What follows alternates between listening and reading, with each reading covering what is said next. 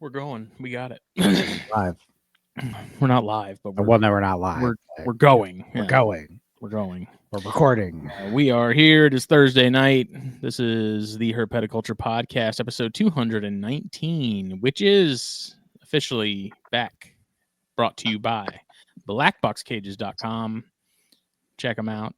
You need a rack. You need a cage. Black Box Cages is all the rage. It's best of the best in PVC equipment out there, y'all. I mean, Often imitated, never replicated. yes, we love it. We support it. I've got almost one of all of their racks, if not one of all of their racks at this point.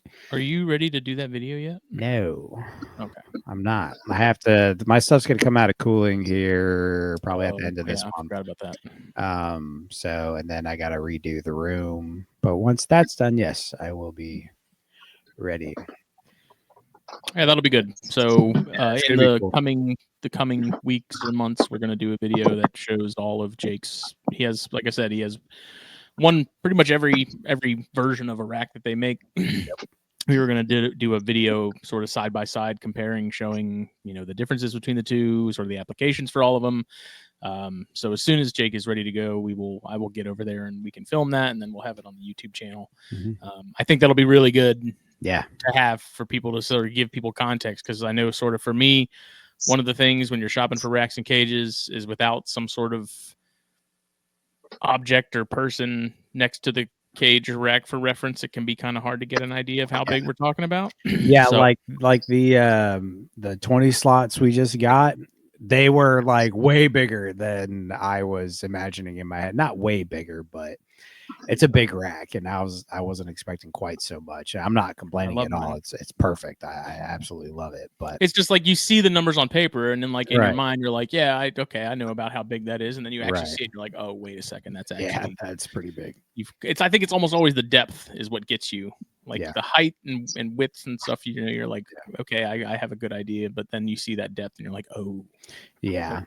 And well, I've got everything from their smallest to their biggest now, because I have their XR66 that takes the 66 quart Sterillites, which I'm also in love with. That is such a perfect tub for larger snakes. Yeah, what do you got in there yet? And did you move anything into it yet? Yeah, they're the stuff. My adult Pituophis are cooling in there. I've got the albino Florida pines in there.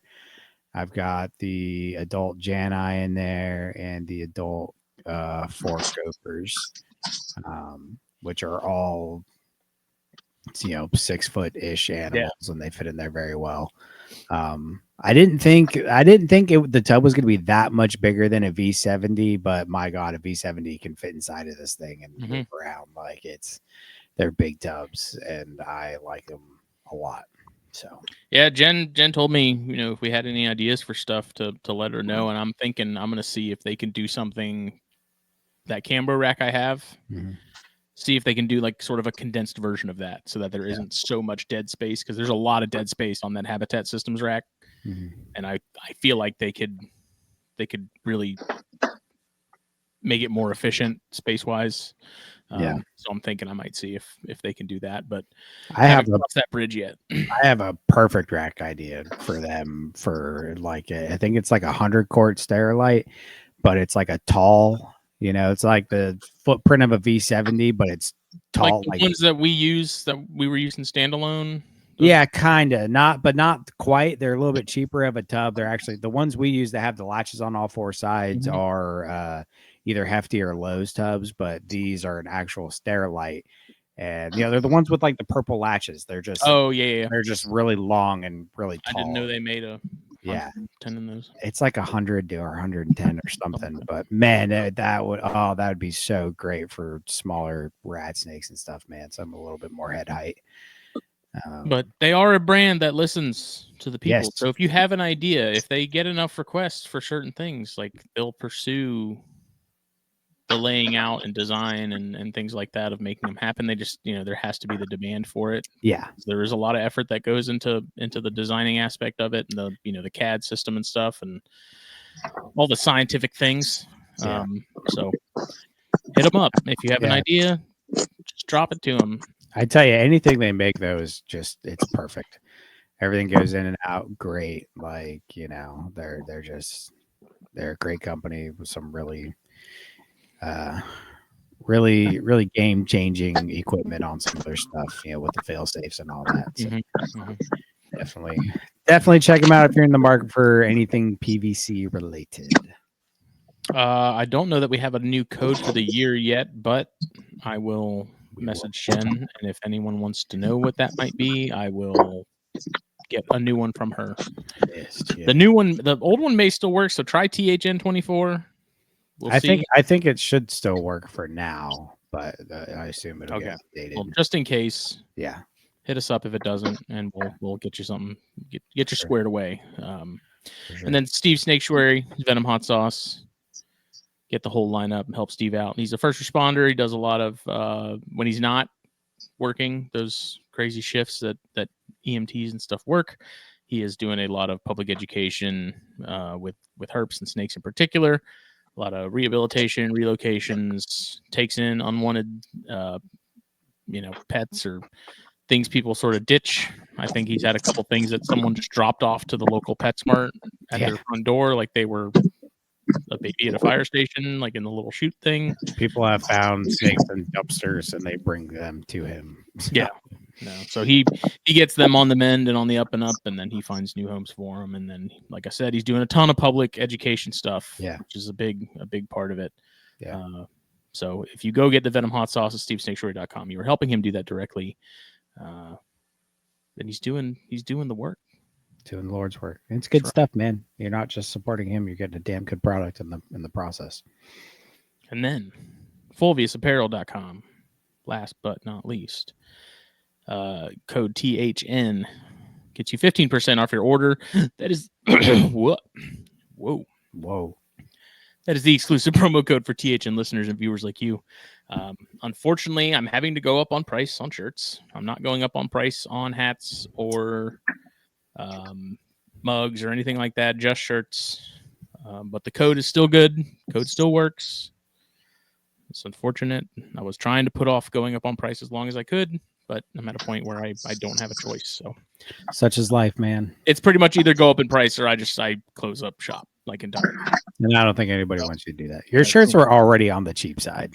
They were. Very. I had people say, like, why aren't you asking for more? And it's because I was at a point where I was like, I'm in a position to where I can offer them cheaper. Right. Unfortunately, that position is just not feasible anymore. So.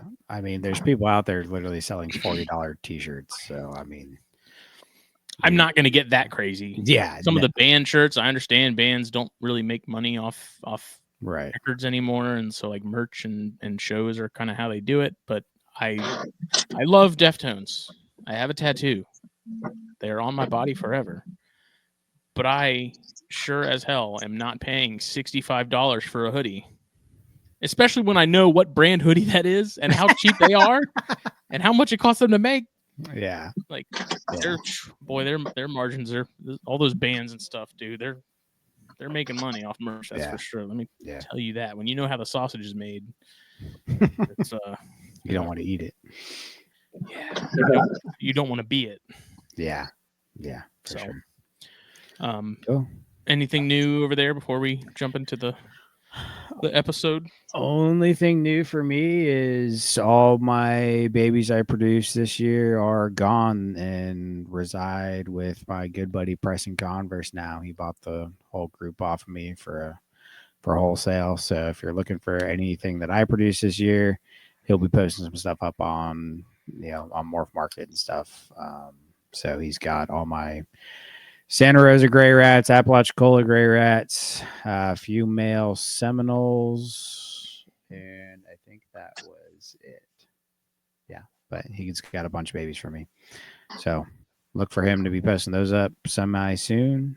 And it's pretty much all that's new for me. Stuff still. When are you pulling stuff out of cooling?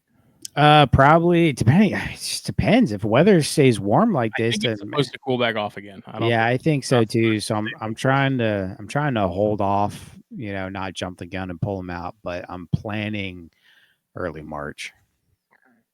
So what happened to your December into? No, I put stuff in 1st of January. and then I go to March. I pretty much cool all of January, all of February, and then whenever it warms back up in March, I pull them. I think you could warm them up now, and you'd probably be okay. Yeah. It's not like I'm winter solstice we got. Yeah, I'm not cooling anything Montane. I think they'd be fine to pull them now, but I honestly like the break, so I'm gonna leave them down as long as possible. Ride that wave, buddy. Yeah, I just gotta see what the weather does. If it stays warm for another 2 weeks, I'm gonna end up pulling them, but we'll see. What about you? Anything new? No, nothing too exciting. You've got a really cool guest lined up for Arachnerds next week. So looking forward to that. Kind of starting to prep already. Cool. I had fish. I have fry. I have guppy fry. Oh, you got babies? It's only a couple, but they're there, and it's the females again keep dying. I don't know what's going on, so I'm just gonna raise up these fry and let them do their thing. And I don't know what I'm doing with fish. The ghost shrimp are loving life. They're still hanging out and doing their thing. Yeah, but other than that, there's nothing really new going on. There is a new paper that got I say new. It came out last year, but it's basically reclassifying, taking all the Gonyosoma lumping that was just done, and they're saying put everything back to where you found it. and then they're saying except for your Persimmon and Corulum, we're now going to make those their own genus, and it's going to be split into 2 species. Oh. They still kept Heinenensis for rhinos, which I'm like... So they kept rhinos and Gonyosoma, but they took out Persimmon. No, so they said rhinos are going back to Rhynchophis. Okay, good. Persimmon and Corulum were previously Radnophis. They're now going back. They were going back to that. Now they're their own thing. I have the paper on the desk over there. It's like 27 pages long. I don't remember off the top of my head what it's called, but they're getting their own genus now, and it's split between Corulum and the Persimmon. And then basically they're saying Oxycephalum and Janseni are going back to like they're staying where they were. Yeah. Frenatum is going back to what it was in, which I also believe was Radnophis. I don't know. I'm drawing a blank. But rhinos are still going to remain split with Heinenensis and Belangeri. And then... That's fine. My biggest thing was rhinos being in the genus with them. I've Gonyosoma. I'm like, dude, But they're kind of like doing the smart thing, and instead of saying, okay, these are all just their own separate thing, we're going to put them in a tribe. Right. Yeah. Which is sort of like the middle ground there, which seems accurate. It's like, okay, I can get on board with that. So the link was posted by Chaz in the U.S. Gonyosoma Alliance group on Facebook, if you want to go find it. I'm sure we'll sort of deep dive into that paper on Monday. We didn't have Snakes and Stogies Monday because our internet provider had a massive regional outage. Oh, yeah. And so pretty much anyone who didn't have Verizon and had their internet had no contact with the outside world. Yeah, I was one of those people. I have T-Mobile and Hargray, and I had nothing. So that was sick. Yep. So that's why we didn't do that. I think it ended up coming back like 20 minutes before we would have started. And at that point, Phil was like, we had already kind of decided we weren't going to. And so we were like, whatever, let's just let it ride. So other than that, that's the extent of the excitement going on here. And we will be doing Flippin' 10 next week for everybody that's been asking when the next episode's coming out. We got some changes being made that we'll announce next week. So be ready for that. Are you quitting? Yes. Oh, okay. Yeah, I'm done. Gotcha. No. Good. Damn. All right. Well, without further ado, I am very, very excited for this episode tonight. We will be talking with Mr. Justin McBrayer. about eastern milk snakes and mole kingsnakes, both of which he has extensive. Wow, I just blanked. I was gonna say, you have a stroke? Yeah, I had it in my head, but yeah, he works with both of them, breeds both of them. I got my female mole king from him. Very excited to talk. So with that, Howdy, guys. how we doing, man? We're doing good. I sound worse than I am. I'm getting over some junk, but it's left with a little sinus infection. But if I'm hollering at you, just let me know. No, you're good, man. That something's been going around bad. My buddy just got over the flu, and a lot of people are getting sick, man. Yeah, we've got a 6-year-old, a 4-year-old, 2-year-old, and a 9-month-old, and they all got it with me. And it's just been I don't know if I've slept in the last 2 weeks on top of taking care of the animals. So it's been a fun ride. Damn it, man. Yeah, it's so fun. But so I mean, we usually like to start these off with, tell us about you, how you got into this, and you can tell us as much, go back as far or as recent as you want. Yeah. How'd you get into reptiles? Absolutely. I think kind of like most little boys, I love dinosaurs, and I got to the age where I was finding lizards and snakes outside, and my mom was really cool at I was probably 4, and she would let me bring little red belly snakes in and kill them, But that's what I did for my first one too. It was a red belly. Yeah, toasted. Just put it in a big cage full of crickets and then just watch it starve. Yeah. But we didn't know any better. But she was really cool. I realized got to the age I couldn't have my own dinosaur, and so she let me get start broadening my horizon. Anoles I would catch, and she let me get my first corn snake, and then ball python, and then always went herping, and that was like what I would do for fun. Did race motocross for a good 10 years of my life, so I kind of had a hiatus from everything. I still kept animals, but didn't get to do as much field herping and stuff as I wanted to. But I was racing and thought I was going to be the next pro, and all that fun stuff when you're 13 through 17. And man, I knew there was a reason I liked you. I'm a motorcycle nut. I was working on my bike today. So. Oh wow, I want to be a pro paintball player, so I'm right there with you. Oh yeah, man. Well, once I started, the motocross scene went away. I got injured pretty good, and family made some decisions with the car dealership, and I think lost it maybe.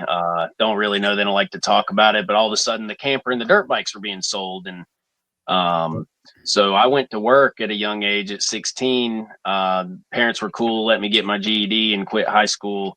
And once I started making money, my mom actually, I lived in her 2-car garage, and she let me just fill it up with snakes. Nice. So it went from just one of any species I wanted. I had berms and retics all the way down to western hogs and stuff. I mean, just rainbow boas, just anything you could name. I was doing my best to get my hands on every snake that was out there, aside from venomous, because that wasn't allowed at the time. Mom ended up having to move away and left me at the house, and I had to take over the rent at 17, and quickly realized I can't spend all my money on snakes anymore. Mm-hmm. And mind you, I probably had 300 large, mostly boas and pythons in the garage, and having to feed all of that was pretty taxing. So I started looking at it from the other way and said, well, man, I need to breed this stuff and go sell them to people like me, Yeah. So that started a mission, and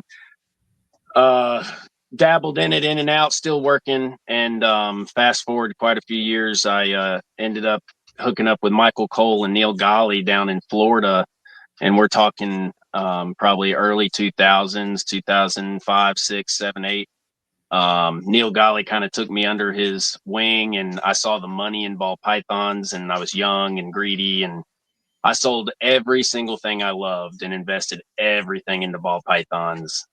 And for about 5 years, it was pretty cool, but I just kept reinvesting. Mm-hmm. And about 2014 or so,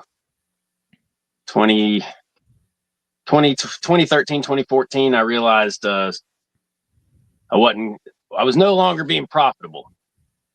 And so I hit the panic button. Gotten married. We bought a house. I hit the panic button and I sold everything and said, I'm done.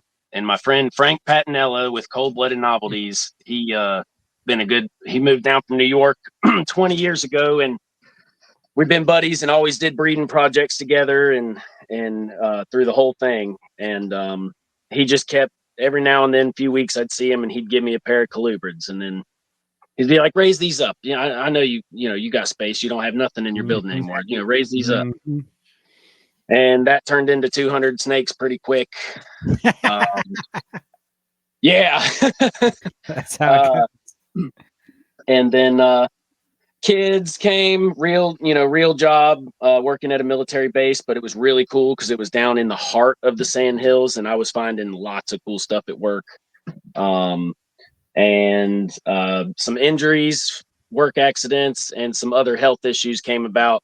And me and Frank, actually, my friend, were talking, and he was like, well, look, we've already got so much stuff together, and you're already pretty much working a second full-time job with these animals. He's like, why don't we just, it's hard to explain, and it doesn't look pretty on paper, and you're not supposed to go into business with your friends, but, we consolidated together, and I'm coming to you right now out of my rotten 17-year-old 12 by 24 foot shed that I made into a snake building that has way too many snakes in it.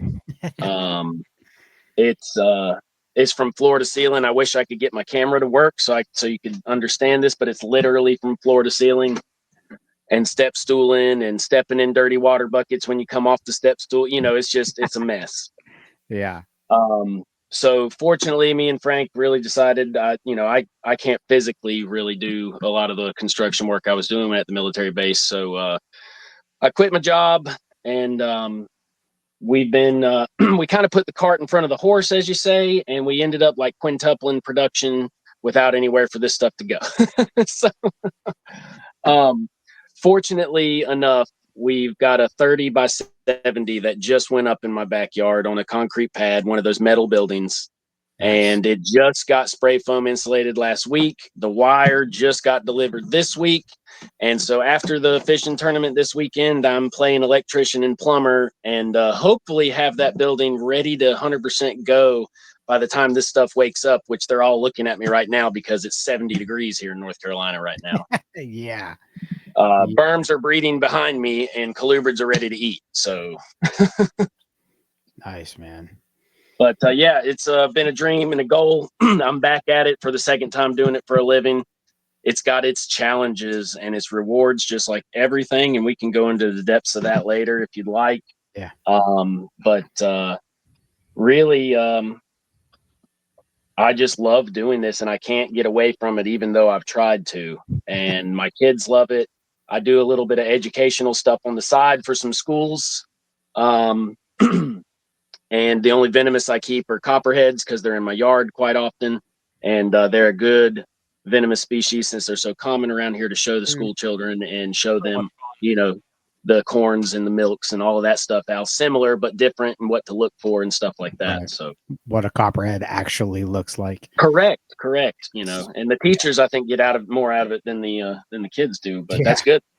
Yeah, no, absolutely, man. So what does the collection look like today? What's your main focus? What you got going on? Main focus is colubrids. I'm 95% colubrids of all different types, and I'm going to be adding more. But I also have gotten some of my treasures back that I sold so many years ago that I'm really regretting, because not only was it the stuff I truly loved and got me into this, but it's also skyrocketed in value and such. And I would be sitting on a gold mine if I would have had any of that stuff still. So I got green anacondas are, I think, my favorite. I got a pair of those back, and I'm breeding Burmese pythons, reticulated pythons, and I'm raising some BCI, some pure 100% pure Colombian BCIs. Nice. And let's see, dabbling in sand boas and rosy boas. you know, some of this stuff is just a pair that I mentioned, you know, or 2 pairs of something like that. And this is the 5%. You know, I want to get some bloods and stuff, like some blood pythons and all of that stuff again, but for the most part, it's mostly colubrids, and there's probably, I don't know, golly, I made a list for this because it's difficult in this jam-packed room, but I've got about 35 different species or subspecies here, however you want to claim it. You know, rat snakes, I've got 5 different kinds, you know what I mean? So, Yeah. but I do a lot of rat snakes, a lot of corn snakes, but my favorite stuff is kind of the oddballish stuff, like those mole kings and the eastern milks. I actually do some scarlet king snakes as too, as big as a pain in the rear as they are. They're awesome, and I loved them as a kid. And man, them things hatch out of a tic tac. You know, it's insane. Yeah. We've got a buddy over in the Apalachicola area, and he's got some scarlet kings that he's, you know, his mom collected off her property, and he kind of inherited them. So Nice. he's working with those, and man, he pulled one out for us. And this thing, he opened the tub, and it was like the snake just like levitated out of the tub behind the Yes. printer, and was like, I was like, dude, what the fuck is this? It's insane. Like I said, the stacked floor to ceiling in here, I've got Hondurans and stuff too. And when they're above your head, I've gotten really, really good at catching snakes over my shoulders and behind my back, like on a stool. It's pretty impressive. I want to set up a GoPro in here and just do a cleaning day one day, because I think if you time lapse it, it would look hilarious. But but no, they are something else, but they're really cool. I want to get into some more of the milk species, more like the red milks and you know, the coastal plains. Like Russ Cormack is a good friend of mine, and he actually, me and him have some of the same Mole King stock, because he moved here in the military. I think he moved from Georgia this time and was here, and we met. He needed pinkies and fuzzies, and so I got to see him every week because he lived 5 minutes away, 10 minutes away. And he actually taught me a lot about the Scarlet Kings and how to find them and such like that. And he also, I have to give a big shout out to him on the Eastern Milks, because he would go camping in the mountains of Western North Carolina, and he figured out how to find these, and very successfully, I might add, and to where, you know, I had never seen one before until I met him. So, and a lot of the little tips and tricks with feeding the babies, a lot of stuff we collaborated and he definitely taught me some things, and I was able to teach him some. And it was really cool to have somebody like that so close that was into the same stuff. And so we swapped Mole Kings for milks and this, that, and the other, and it was fun. But now he's in Utah, so still staying in contact with him, and looks like he's having a blast out there. Yeah. But yeah, all the way down to house snakes. Some alternas. I do some gray bands. Sorry, go ahead. Oh, I just got a pair of house snakes last year from my buddy Dustin Black, and I love them. They're great little snakes, man. Oh, I put them off for 20 years, and I'm regretting it, because these are my first ones too. Same thing. I'd always wanted them and just never pulled the trigger, and finally got a pair. And I love them. I've got some capes, some T-positive capes, and then some blacks, and I mean, they are the coolest little snake in the world. They're actually breeding, physically copulating behind me right now. Nice. I accidentally opened a tub to feed just a little while ago, and he was attached, and she already got the mouse. So I was like, well, sorry, buddy, hold on for the ride, you know. So we'll check on them in a minute. But down to checkered garter snakes, the albino checkers. We've got some red-sided, California red-sideds, some Pitchophis, some Texas, locality Texas bull snakes, and raising some yellowtail crebos and some Madagascan giant hognose. But I am currently breeding the tricolor hognoses, and that's another little. They can be a little feisty as well. They act like a Scarlet King when they're babies, just about. And Eastern Black Kings, Eastern Chain Kings, Prairie Kings, Brooks King or Florida Kings, the Honduran milks, like I mentioned, and some. I'm really a huge fan of Baird's rat snakes, and I have a good little population of those, and they are just so cool. I absolutely love the Bairds. And then I have grays and mutations of Texas and Glades and black rats and bubble gums and all of that fun stuff too. And some blue beauties. I really love my blue beauties, and I got some Russian rat snakes. I haven't bred the Russians yet, but I've got a pair raising, and I think they're going to need one more year. But it is what it is. I'm gonna try to do it smart with them, and Russians they're are really high really on my list too. they're awesome. I've never had them I've always wanted some, just never had the opportunity to get them yet. So, well, they're worth it for sure. And California Kings, of course. Although I don't know why, but I, I have a theory. I used to breed them in my house, and I'd only have like one or two try to eat the male, and I would usually separate them a time or two, and then they'd be fine. Well, when this exploded so big, I started needing, the rodents a lot more and didn't feel like buying them. So I'm breeding mice also in this small building as well. So I have a Freedom Breeder mouse rack right next to me at the moment. And so everything in here, you've got to watch out. You got to bob and weave when you're opening tubs. So when I put the cow kings together, it doesn't matter how full the females are. They just start devouring the males. So I've gotten to the point now where I have to put the California Kings into Sterlite tubs with the latch lid with the male and carry them around with me everywhere I go throughout the day. Just one pair at a time, sometimes two if I'm lucky, and watch them and then separate them and watch them. And it's just, I've even got to the point where I started taping a small snake bag over the females' heads just so she couldn't get to the male. And that was quite a pain this year, but everything else that I mentioned breeds just fine and does great. Yeah, that's crazy, man. So most of your like North American stuff, are they mostly like locality specific or more just 50, well, maybe not 50-50, but it's I definitely have some of my locale corns, locale kings, the Moore County Mole Kingsnakes and stuff, and those Wilkes County and Ashe County Eastern Milks, which are neighboring counties, but Blue Ridge Mountains nonetheless. And I've got a few different, South Carolina corns and North Carolina corns and rat snakes as well. But I do a lot of the mutations as well. The striped gray rat snakes is something my partner did a long time ago, and just through busyness and the way it all works, it's been like 15 years and we're still working with hets. But we've got some visuals finally that are raised up enough now to where we should be breeding visual to het and visual to visual this year for the striped gray rat snakes.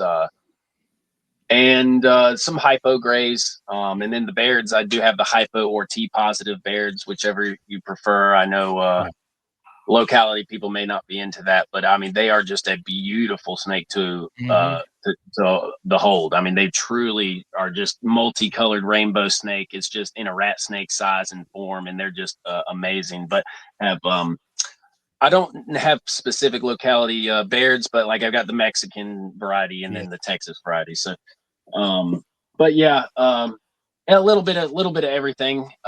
Once I move to this new building, it's kind of scary because I think my partner Frank is going to be pretty excited with all the new room, and I won't have the excuse anymore to say no.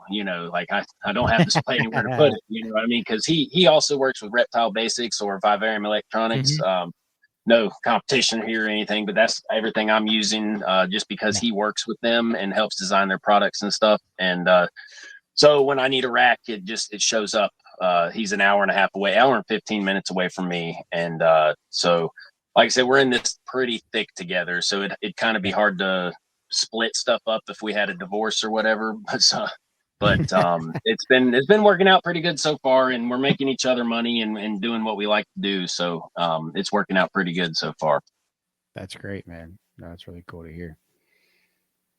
Yeah, well, it sounds like you got a little bit of everything over there, man. Yeah, it's insane. It really is. But I love it. I mean, it's not. There's no complaints. I was extremely overwhelmed this year because we hatched over 1,000 babies here at my place. Not to mention what he hatched at his, and Yeah, that's what I said. Because I used to just wholesale all this stuff to him. When he'd give me the snakes, I would breed them, hatch babies, and he would come and give me what I thought was fair wholesale because I wasn't in the market anymore. I developed a humongous addiction to tournament bass fishing and had to buy the boat, and I mean that took up almost all of my time, any free time that is, which isn't much now. But it's all good. But no, it's when all these things started hatching, the first couple hundred, no big deal. Another couple hundred, no big deal. And then it got to the point where it was, I mean, you just start on one end of the building on Monday and you make it all the way around by the next Monday and you just start all the way over. And it was overwhelming to say the least, but it's all positive and in a good way. I just had to, that's hence the new facility. Like it's really difficult to take care of that many animals in such a small space when you're sliding racks out of the way to get to the others and all of that fun stuff. But the building that I'm in, I did build it and it's insulated and it was made for a snake building. So, I mean, temperature control and all of that fun stuff. The trick that I've had with it now this year and last year is the berms are in here. So, you know that they can't get too cool.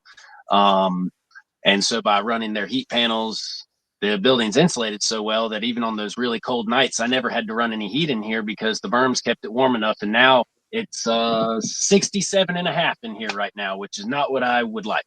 I would like it to be 55. Right.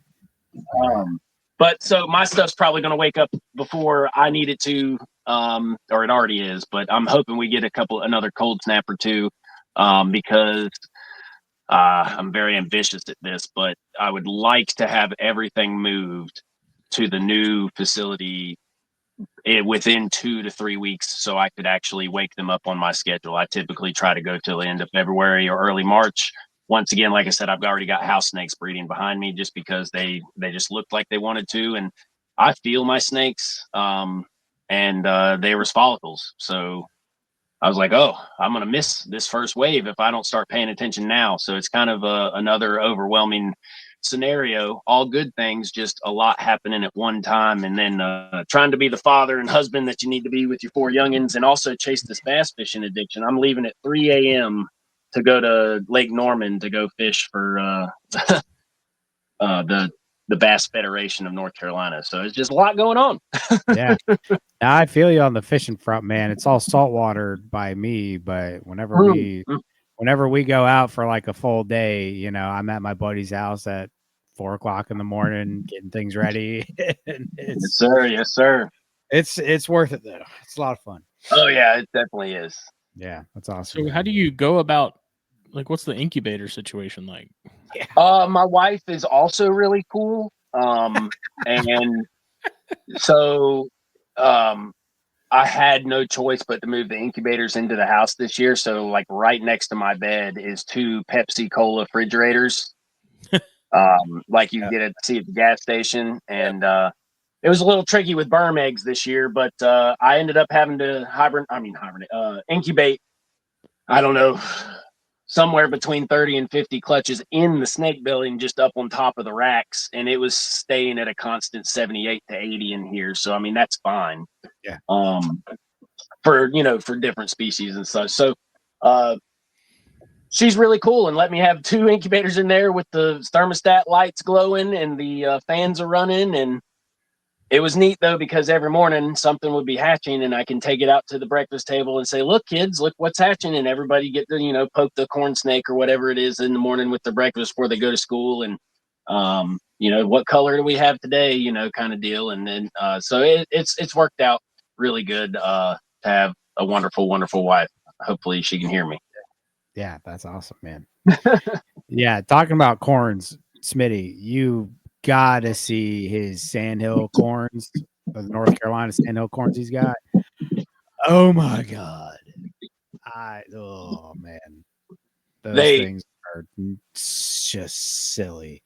They are really cool. I didn't realize how cool they were until I started getting into the locality stuff myself, because it's just kind of what you see growing up around here. And especially in my little area, like if you go much east or north or west of me, it's different. But these, like you had said, they had like this green hue to them when I sent you the pictures. Yeah. And the babies start off, extremely gray, almost like a Miami or something would be, but different. And you stick it next to an Okiti, and somebody might say, "Oh, that one's ugly." But if you're truly, looking at a corn snake for what it is, and for the locality aspect, they really are really cool. Yeah, they're just unique. Me and Smitty actually live in, around Okatee. The Okatees are from where we live. Yeah. And so we're used to seeing some bomb corn snakes, but man, those ones. Justin, I just sent you, or Smitty, I just sent you a picture of one of his adults. And but man, you're the ones that those sandhills you have are just a very unique colored, almost like a spread out saddles. It's just That's weird. They're just different, like and that's like what I love about the locality stuff. It's to me, it's not necessarily like the brightest colors, the coolest, like I just like stuff that's different from the norm. Right. Like this right. isn't what these normally look like, but this is what you see in the wild, and it's incredible. Like I'm in a very interesting area. So I say sandhills where I'm at because it is considered the sandhills, but I'm like right on the edge where it starts turning into that Uwharrie, red clay, Uwharrie Mountains, Ashboro. I'm just throwing names out here if you have ever heard of them. But it's and they're not big mountains. They're more like hills when you're talking about real mountains, but they're very rock, clay, orange clay. And then it meshes right around. I'm like, just within the sandhills. And so I go further south to get into the sand of the hills. But in my yard, for example, there's sand in sections, and then there's mixture of quartz and clay in other sections. So I'm like right at the turning point, and I think I'm in a very unique little area. Because I've noticed it's kind of, when you zoom out and look on Google Maps, it's like the not necessarily the swamp, but like the low areas where the hardwoods will grow away from the pine trees, and you have these populations of these animals that have this unique look to them, as opposed to just miles and miles of sandhill where it's just pines and ferns and sand, which is also cool and has very unique stuff. But I'm like right at that edge where it starts to change, and it's just like a uniqueness that just a little niche area that we've got some really neat stuff. And it's so variable too. At the same time, Mole Kings, for example, right here in my backyard, I have caught four. Well, one was DOR, and it was probably the most reddest and pinkest one I've ever seen in my life. And it was squashed right in front of my mailbox, a big female, and it was heartbreaking.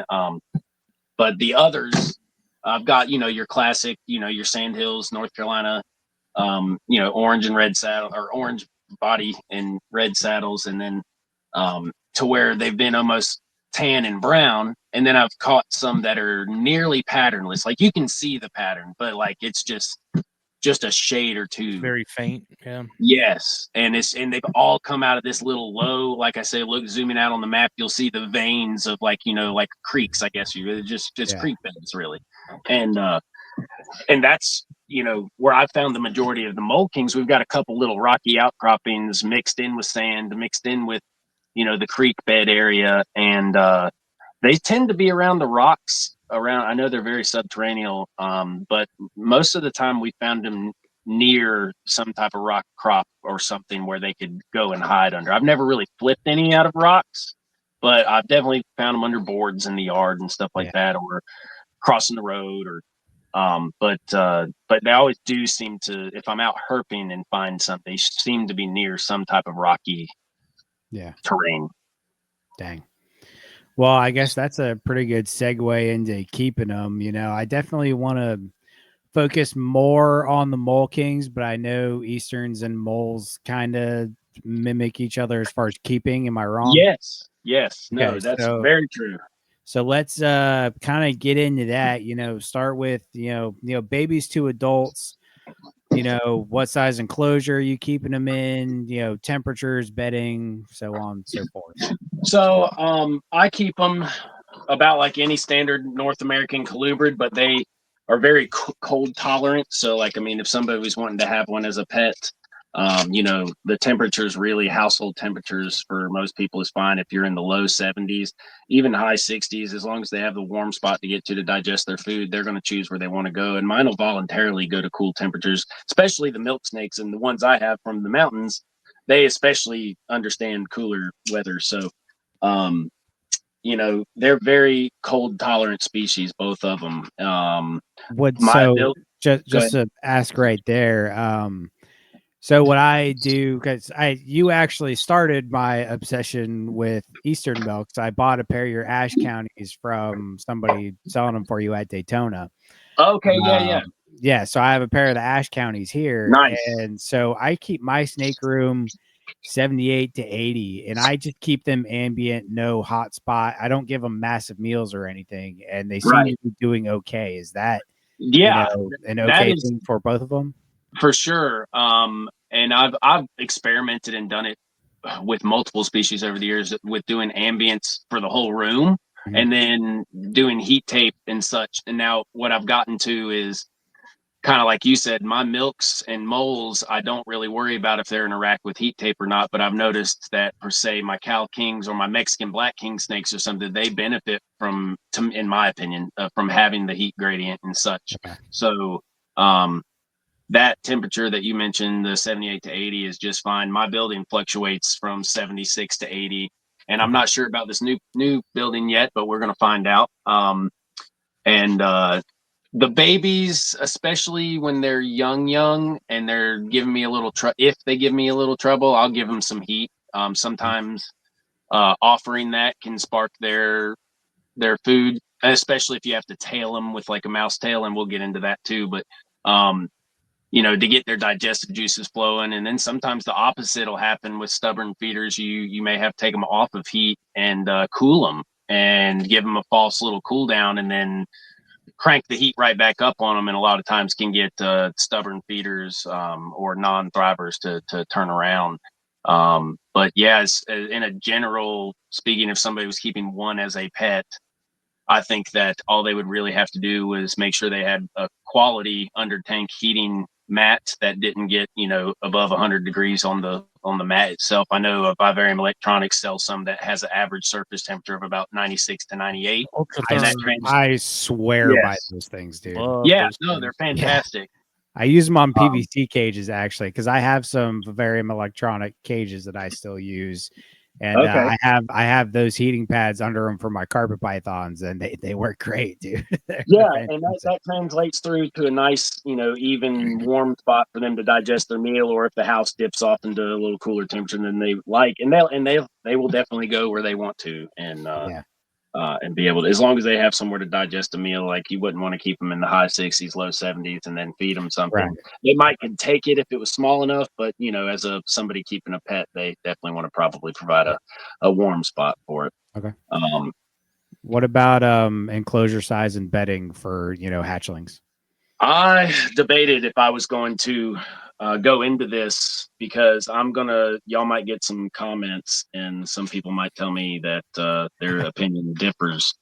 And that's fine, because I'm doing what works for me. But since I'm a breeder and I breed these, and I have, don't have aquariums to put them in, I'm using it's called a Vivarium Electronics I-10 or I-6, which is just the number of levels. They have the baby tubs, which are approximately 12.5 inside length, about 3 inches wide, and about 2 inches deep. And I start the hatchlings in those. For one, you can fit hundreds into a small space, and two, they're pretty tight and escape proof. Just double check your tubs if you do.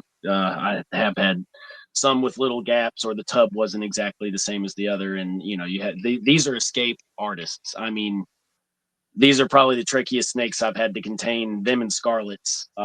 Any little gap you don't think a snake could actually get through, they can do it. I don't know how. I guess it's the rocks and stuff that they live under, and in their natural environment, they're underneath. They're getting into little cracks and crevices, and that's just what they're designed to do. So, but anyway, security is utmost importance, because they will get out. And so the babies start in 12 by 3 by 2, and then the I-10 racks have a second tub you can put in them that are 12.5 by 6 by 2. So that's their double wide tub, essentially just 2 of the smaller baby tub.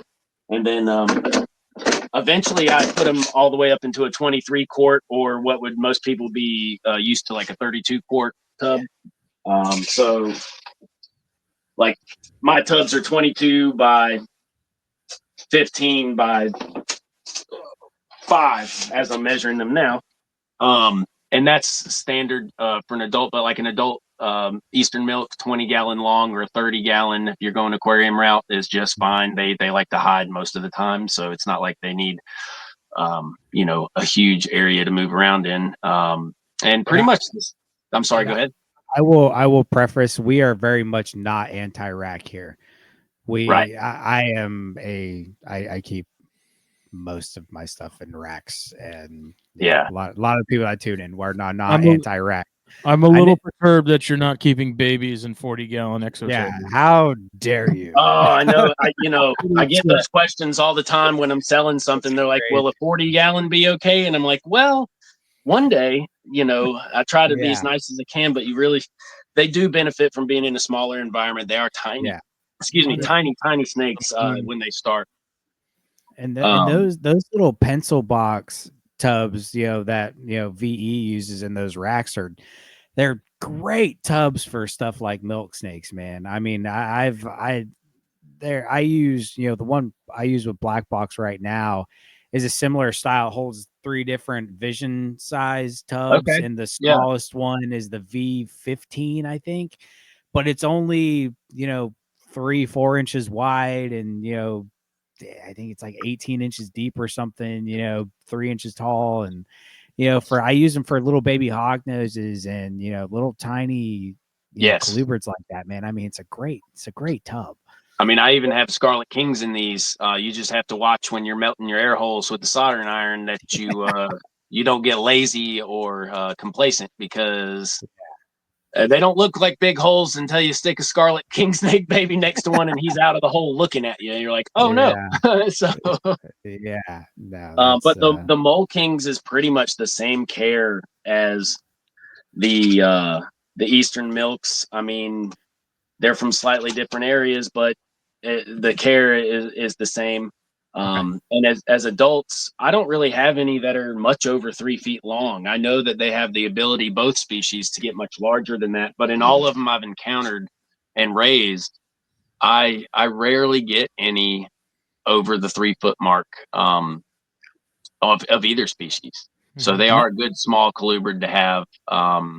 That's something we push here a lot, just because, like with carpets, for instance, it's back in the day, it used to be, carpets get 7-8 feet long, and it's like, okay, just because an animal has the ability to get that big doesn't mean it should. It doesn't mean it's healthy. Like, overfeeding is a thing in every species. It definitely is. I mean, I've seen it to where I've not now because food is so scarce with this many mouths to feed, but in previous years I've definitely had overweight snakes just not perform well as far as breeding goes for me. Even as far as like a California King, where one that looked slightly under prime, had twice as amount of eggs and rebounded faster, and all kinds of stuff. So there's definitely a balance for sure. Yeah, no doubt. What about substrate, for babies? Yeah, that was the thing. That was what I was going to go into. So I've used the shredded aspen for years, the really good shredded stuff, and I like it, and it was great when there weren't so many snakes. And what I mean by that is a lot of this stuff doesn't get looked at but once a week. And because it is just me, my children desperately want to help out, and they will soon be given the chance to earn that responsibility in this new facility, because there's room and I can see them and coach them through all of this, as opposed to right now I can't see them when they're all in here because they're right underneath me, and there's a tub open here and a tub open there. I'm like, whoa, So the aspen was great.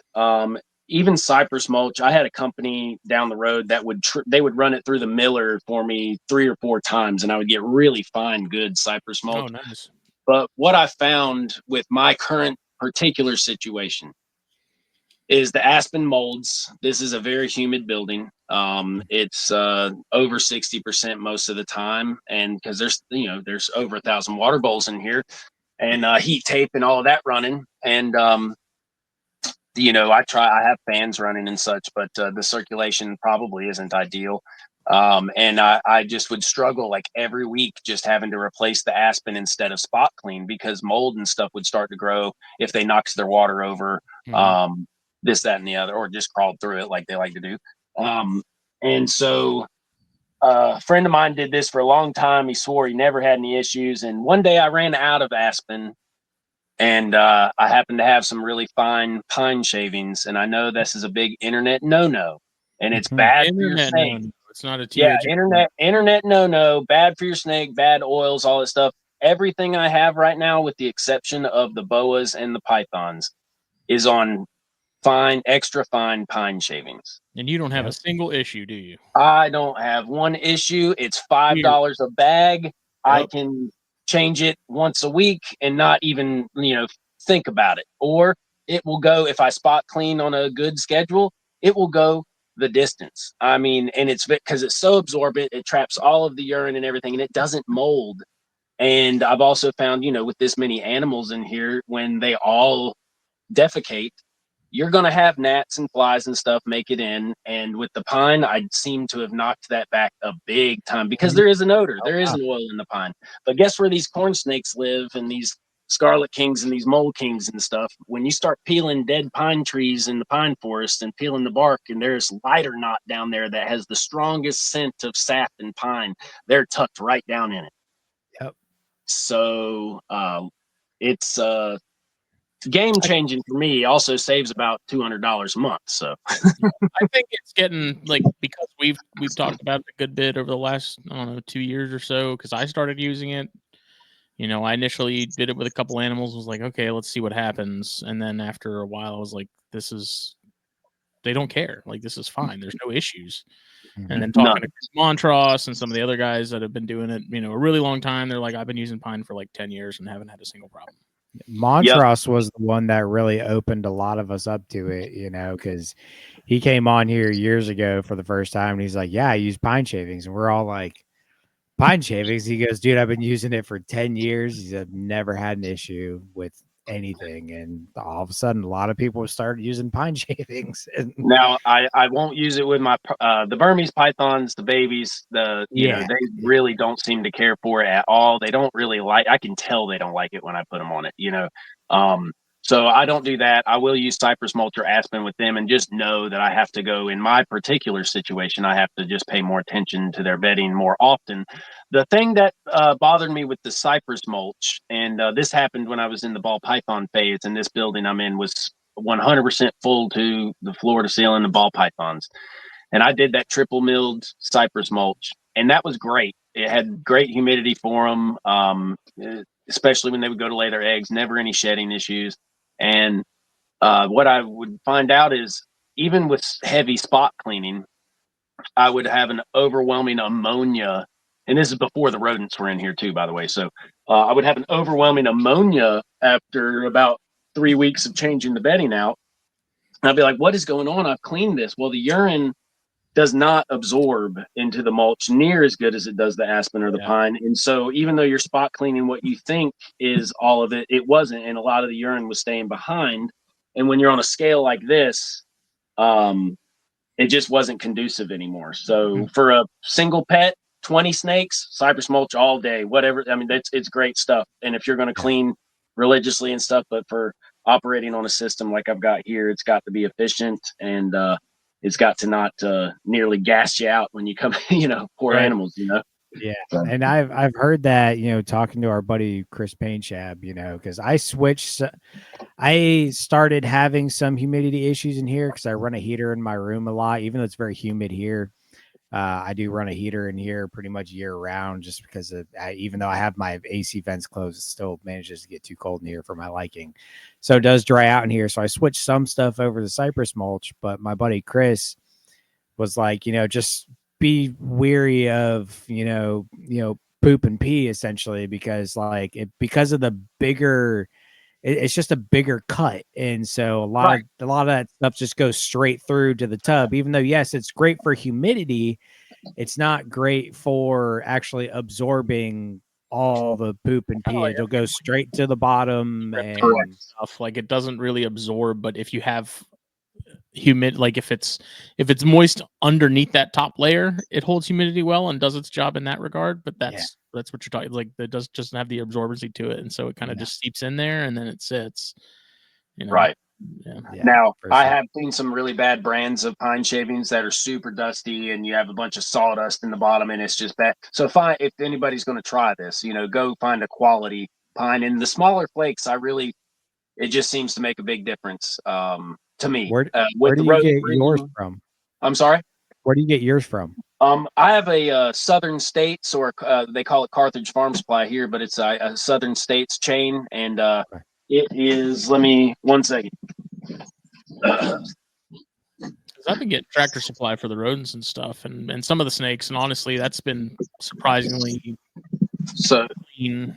This is Suncoast is what I'm using. I use the extra fine, and I've dabbled with Tractor Supplies, but since I had to compare it to the Suncoast, I honestly like the Suncoast better. It just seems, I don't know if it's just better wood or how they're getting it from whatever mill, but it just seems to be so non-dusty and not overpowerful as far as odor goes, and it just seems to just be the perfect thing. And I use it for the rodents and the babies to adults on the snakes, and even a lot of people use the big flakes for their rodents. They think there's more fluffy and all that stuff. Well, honestly, breeding rodents for just as many years as I've done snakes, the fine stuff really does a better job with the rodents too. Yeah, I do my own rodents, and I don't like that larger flake stuff either. Yeah, it's the same thing where it's like all that waste just sort of falls between it all, and then you're not actually getting any absorbency to it. So yeah, I agree there. But do you find the cut on that Suncoast to be pretty consistent? Yes, it varies. There's a lot of variation. Some pallets you'll get, a really fine cut, and then even on the fine pine, the yellow bag. Yeah. Other pallets of the same thing, you'll get it'll be different. It'll be like curlier, burlier. It's not the same every time I get it. It's always I do find some differences, but not enough. Like you definitely get a few bags where you're like, yes, this is the stuff I wanted, and then some of the other bags you're kind of like, this must have been the bottom of the barrel. There's a little dust in this one or something. That just, I'm buying bales of it at a time, so that goes for the rodents, and I save the pretty nice perfect stuff for the snakes. But it's not as much variance as I've seen at, say, Tractor Supply or something like that. The only thing I didn't like with the pine, because I used it for a little while, the issue that I had, well, one, it was dusty. Not terrible, but more than my liking. But two, it was always wet inside the bag, and I don't know why, but it bothered the hell out of me. If it's the Tractor Supply stuff, it's because they don't pull those pallets inside. Yeah, they keep it outside, and it's always wet inside. And yeah, no, this stuff's warehouse kept, and it's only wet if I accidentally leave it outside. So yeah, I'm gonna have to see if I can source some of that around. The dust is minimal. Like the shredded aspen that's touted as such a good bedding on the internet and such, and it is for its purpose. It's great, and I mean I use it for the berms and stuff, but it's so dusty. I mean, so dusty that when I was changing all of the bedding in this building, all these black racks, they could have been brand new. Well, after you do one bedding change, it looks like they've been sitting in the attic for 40 years. Yeah. From how much dust is on that aspen. And I don't have that now with the pine. So, or with the particular pine I'm using. So, I mean, I understand if, somebody couldn't get access to nice pine shavings and it's frustrating and they've had bad experiences with it. I hear you. I just happened to find some good stuff that's been working really good. And can't complain. It's about $6 a bag now. It went up a little bit, but. And what was the brand again? I'm gonna write it down. Suncoast. I'm looking it up online right now. They have a website, but I don't know that you can buy direct. But I don't know if y'all have Southern States stores down that way. I don't know. where their range is, but it's kind of like it's the next step up from a mom and pop farm supply store. You know, it's not quite a Tractor Supply, but yeah. I know there's a couple. I don't know about that one specifically, but there's a couple like feed and seed stores, you know, within 40, 45 minutes out here. So I have to look in that for sure. Yeah, I like that. There's one in Savannah. There you go. That's there you go. Hey, real quick, while you said Savannah, it reminded me. How far have you guys personally got to find indigo snakes, and how far do you think they go north? Because I have a story. I've been told we don't have to go very far. We have to go to the river, but we don't have to go very far. Yeah, I was looking at maps because my mom, she waited till she was in her 50s to start educating herself on snakes. She moved down to Ridgeland, South Carolina. Oh yeah, that's I can throw a stone and be there. Okay, cool. Yeah, she is right there in Ridgeland, and she lives back near it's like an old hunting lodge. I guess it used to be an old deer camp, and she rents the house that used to be the cabin, and so she's just back in the middle of the woods, way off the road. And she sends me the pictures of all the snakes and gators and all this stuff, and it's really cool. And she's doing her best to guess and identify these species now because she's had a lot of run-ins with copperheads and her dogs. So she decided now to educate herself, which I'm proud of her. But it was like, come on, Ma, I've been doing this for 37 years, and you just now want to get interested in it. You know, we could have had an empire back in the day. But anyway, she sends me a video, and I just didn't know this just because I'm not from down there. But it was 100% Eastern indigo going through her yard, a good 7-footer. Down there, really? I would not be. Yeah. Me and my buddy, you know, he's from northern South Carolina. He comes down and herps with me. And we always made jokes, you know, because we go to the sand hills and, you know, try to find diamondbacks. Never can, but we always make the joke of like, oh, we're going to be the first ones to find an indigo in Beaufort, South Carolina. And that's interesting. I don't think we necessarily have them here in our part of town, but I feel like out in like Ridgeland or Hardyville, I think it wouldn't surprise me at all to see them out there. There's nothing else it could have been. I mean, there was nothing else it could have been, and I said, "Wow, Mom, like you don't understand what you still have the video." I could probably get her to send it to me. And I would be willing to forward it along to you guys. I wouldn't publish it or anything. I would just like to. Oh yeah, no worries. And that's great. She has an iPhone and I have a Samsung, so like it's the worst video, but you can clearly see like it's definitely like the size of the scales and the red on the throat and the massiveness of this animal. That's so I was just curious since y'all are down that way because that was kind of news to me. I didn't think they would be up that far that north, but I mean once again I don't know. The habitat's there for them for sure. According to science, they are not native to South Carolina. So if that's what I looked up too, so I was like, wow, that's kind of cool, you know. Yeah, that would be incredible. I mean, unless on the off chance it was somebody's escaped pet, but I mean, I don't see that being. I don't see that being likely at all. Where she's at, there's nothing. I mean, for miles, there's nothing around. But yeah, I wish we do have a camper, and we're going to start taking our children to go camp down at her place a little more often. So I'll have to definitely hit you guys up when we come down because she's in a great place to go herping and stuff like that. So. Yeah, so actually near Ridgeland is where it's where Okatee Hunt Club is. And that's where the Okatee corn snakes were originated. Yeah, that's cool. Yeah, and I go herp there occasionally. It's weirdly not that productive. You can go on a good night and you'll find some water snakes and some garters. And I found the biggest pygmy rattlesnake I've ever seen in my life. Oh, cool. Out there. It was dead, unfortunately. I literally passed the truck. I literally passed the truck that hit it. But I mean, it's just a giant pygmy. I didn't even know they could get that big. But yeah, that's over in the Ridgeland area. And there's a lot of good herping in Ridgeland. It's jam up over there for sure. Well, I didn't mean to take us away from our subject matter there. No. While we were talking about it, I had to throw that out there. I'm curious as far as moles go. Why do you? I think of all the kings, moles are probably the least, seen. Yeah.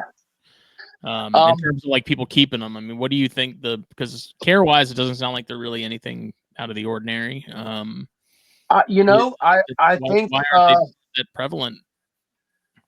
I just looked out and I found some in my yard, and we live out in the country, and we have neighbors and such, and a small church on our road. And my wife, when we started having kids, she'd take them, stroller walking, and I also still had some dirt bikes, and there's power lines behind my house.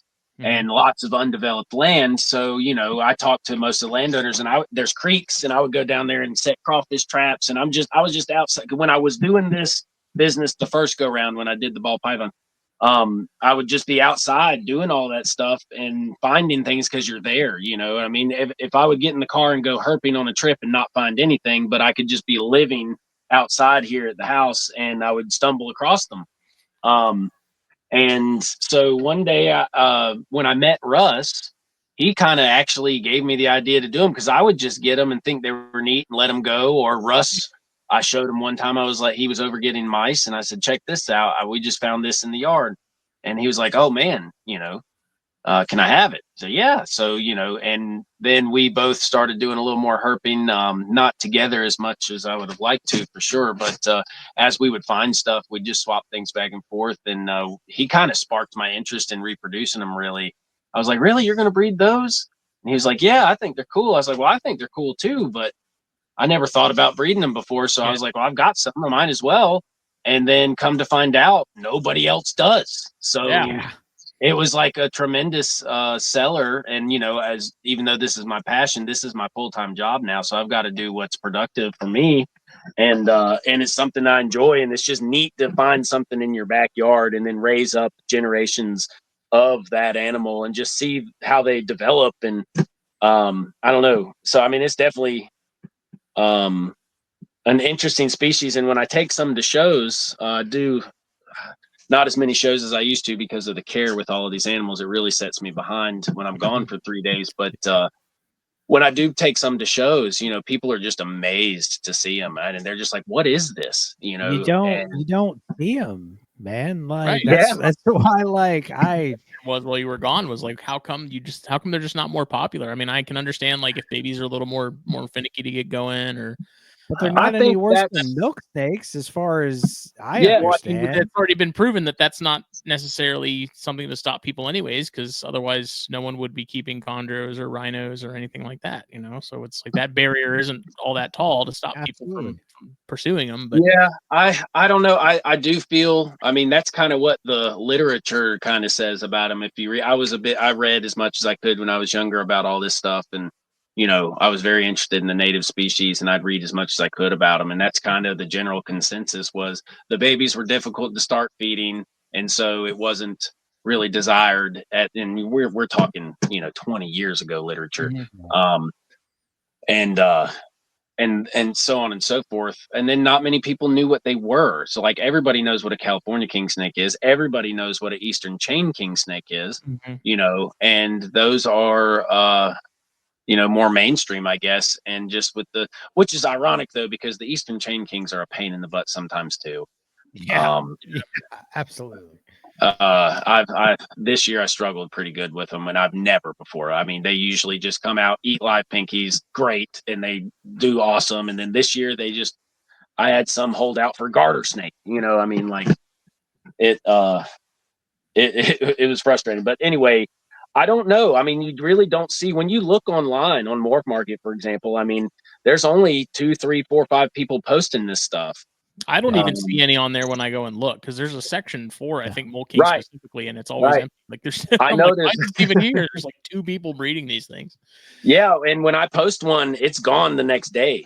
Yeah, usually, or within a couple weeks at the longest. But most of the time, I'll just post one out there every now and then, and it's gone before anybody. I had 2 people. Interestingly enough, about the Eastern milks, a lot of reptile education centers or just animal education centers have been reaching out on the last Eastern milk I posted online, and literally 2 facilities contacted me in the same day to try to purchase that one animal, and I don't ever advertise everything all at once. One, I don't have time to try to take pictures of baby Eastern milk snakes that don't want to hold still. Yeah. So, but anyway, it was weird. I had a double sale off of one ad, and I was able to send another one that I had and send them pictures and stuff. And it was weird. And then literally a week after those went out, that was like last week, yesterday or the day before, somebody reached out at another animal facility or education center, inquiring about the milks and such. And that's kind of seems to be the people who are purchasing the Eastern milk snakes from me is educational purposes a lot of times, and a lot of them are going to Illinois. And yes, I've made sure they had their permits and all of that good stuff for keeping the native animals. But but the Mole Kings, it seems to be like enthusiasts that are buying them. They're like, wow, these are really cool. You don't see these. Yeah. That's me. And it's cool because it's like its own little thing, and few people are in it, but if they like them a lot. And I don't know, it's really interesting because I had taken a pretty big hiatus out of this whole reptile scene. Like I said, I was just wholesaling everything for 10 years to my buddy, and I was fine making some fishing money. And I completely lost contact with the whole scene, and now I'm back into it full time, and I'm learning lots of new stuff and seeing lots of new things and meeting a lot of really cool people. So but I just don't know what the real reason, and maybe just there's not that many available to become popular just yet. I don't know. Yeah, and I think a lot. So I think a lot of the popularity of them, and snakes in general, a lot of it has to do with, going back to field herping. All of these animals were originally collected somewhere. Right. And moles are notorious for not exactly being the easiest snakes to find. You got that right. So I think that definitely played a part in it. It's the same thing with Eastern milks. They're not exactly, they're not running around like yellow rat snakes and black racers. Right. And black racers are just shitty, so nobody's keeping those. Right. Even though I do know a couple Oliver. people. Yeah, our buddy Jack's got one, but I think that has a lot to do with it, and it takes somebody such as yourself and Russ to get them on the ground and pushing. Because man, when I told people that I got I got so lucky getting those Mole Kings, because like I reached out to Russ and he had a male. I was like, man, I don't know if I want to buy a male. Then I happened to reach out to you about the Ashe County milks, and then you had a bunch of cool stuff. And I was like, well, what do you have? And he had this baby Mole King from the same locality. I said, okay, I was buying both. Screw it, And I'm historically not a big king snake guy, right? Like I've had Alterna and stuff in the past, and mostly the western, like deserty stuff that isn't Getula has been my jam. But Mole Kings are the one species that I see posted in the South Carolina identification group on a fairly regular basis. It's almost always upstate. And that is like, anytime I see someone post this and they're like, what is it? And it's just a smoking mole. It infuriates me. There's no such thing as an ugly Mole King, man. It's the one species I'm so jealous people are finding in the yard next to corals, of course. Yeah. Posting moles. I'm like, damn it. It's like, that's me. And it's there. When I told people I was getting Mole Kings, everybody was so pumped. Like, cool. Oh my God, you never see those. Oh my God, send pictures, And like, dude, genuinely, they've turned into like my favorite snakes here now, even though the one from Russ is giving me a headache about getting on the frozen thaw. That sucker does not want to eat really? Yeah, which is something I want to pick your brain about here soon. But yeah. the one from you just doesn't give a shit, dude. Hey, she was the runt of the clutch, and ironically, not all the time, but 75% of the time, the runts will just they know they've got to make up for lost time. You know what I mean? Take off, man. I don't know what it is, but yeah, she's been. I think I fed her two or 3 days after I got her from you, dude. She didn't even think twice when she saw that Pinky. She's fantastic. And just like I'm really glad I got the pair that I did, because even though like on a quote unquote line breeding area, they're not exactly the same, but I like that. The one from Russ has like those light grays and, you know, deeper red saddles. Yours has more of that yellowy body with the red saddles, and I just love seeing the difference in them. Yours is a little bit busier, and oh dude, they're so cool, man. And that's what's so weird about them, though, is like literally I've seen all 4 of color phases that I mentioned, and I know there's others elsewhere, but in my particular area, like literally within 1,000-foot circle, I've seen all of those 4, you know, different variances. So like it's insane. It's like a variable king snake or something, you know. Yeah, that's awesome, man. Well, you know, with that in mind, you know, I want to talk about feeding, you know, getting babies started. You know, what are some of the tips and tricks you got for getting, you know, hatchlings going? So, sorry, go ahead. How big are babies, and then how big are clutches? I'm looking at you know, the milk snakes and moles. Honestly, it's so interesting that they're so similar. You know, 10 egg clutches I'm happy with.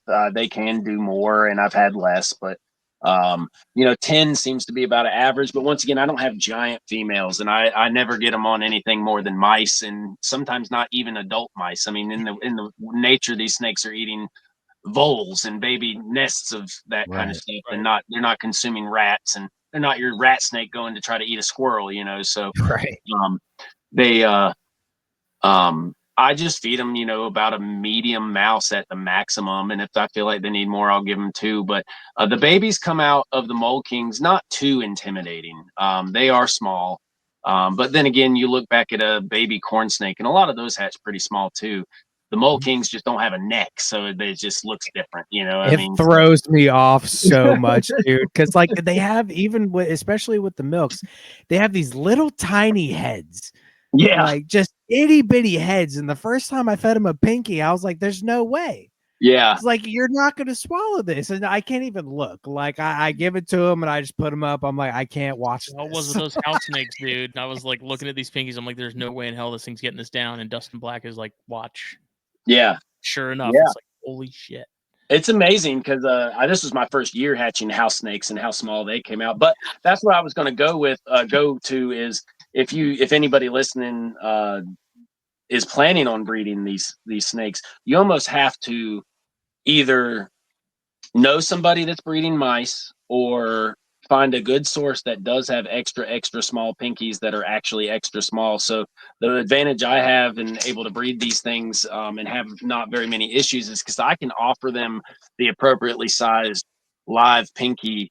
I'll catch them coming out of the mouse, you know, or a lot of times you'll have preemie litters that are much smaller than standard pinkies.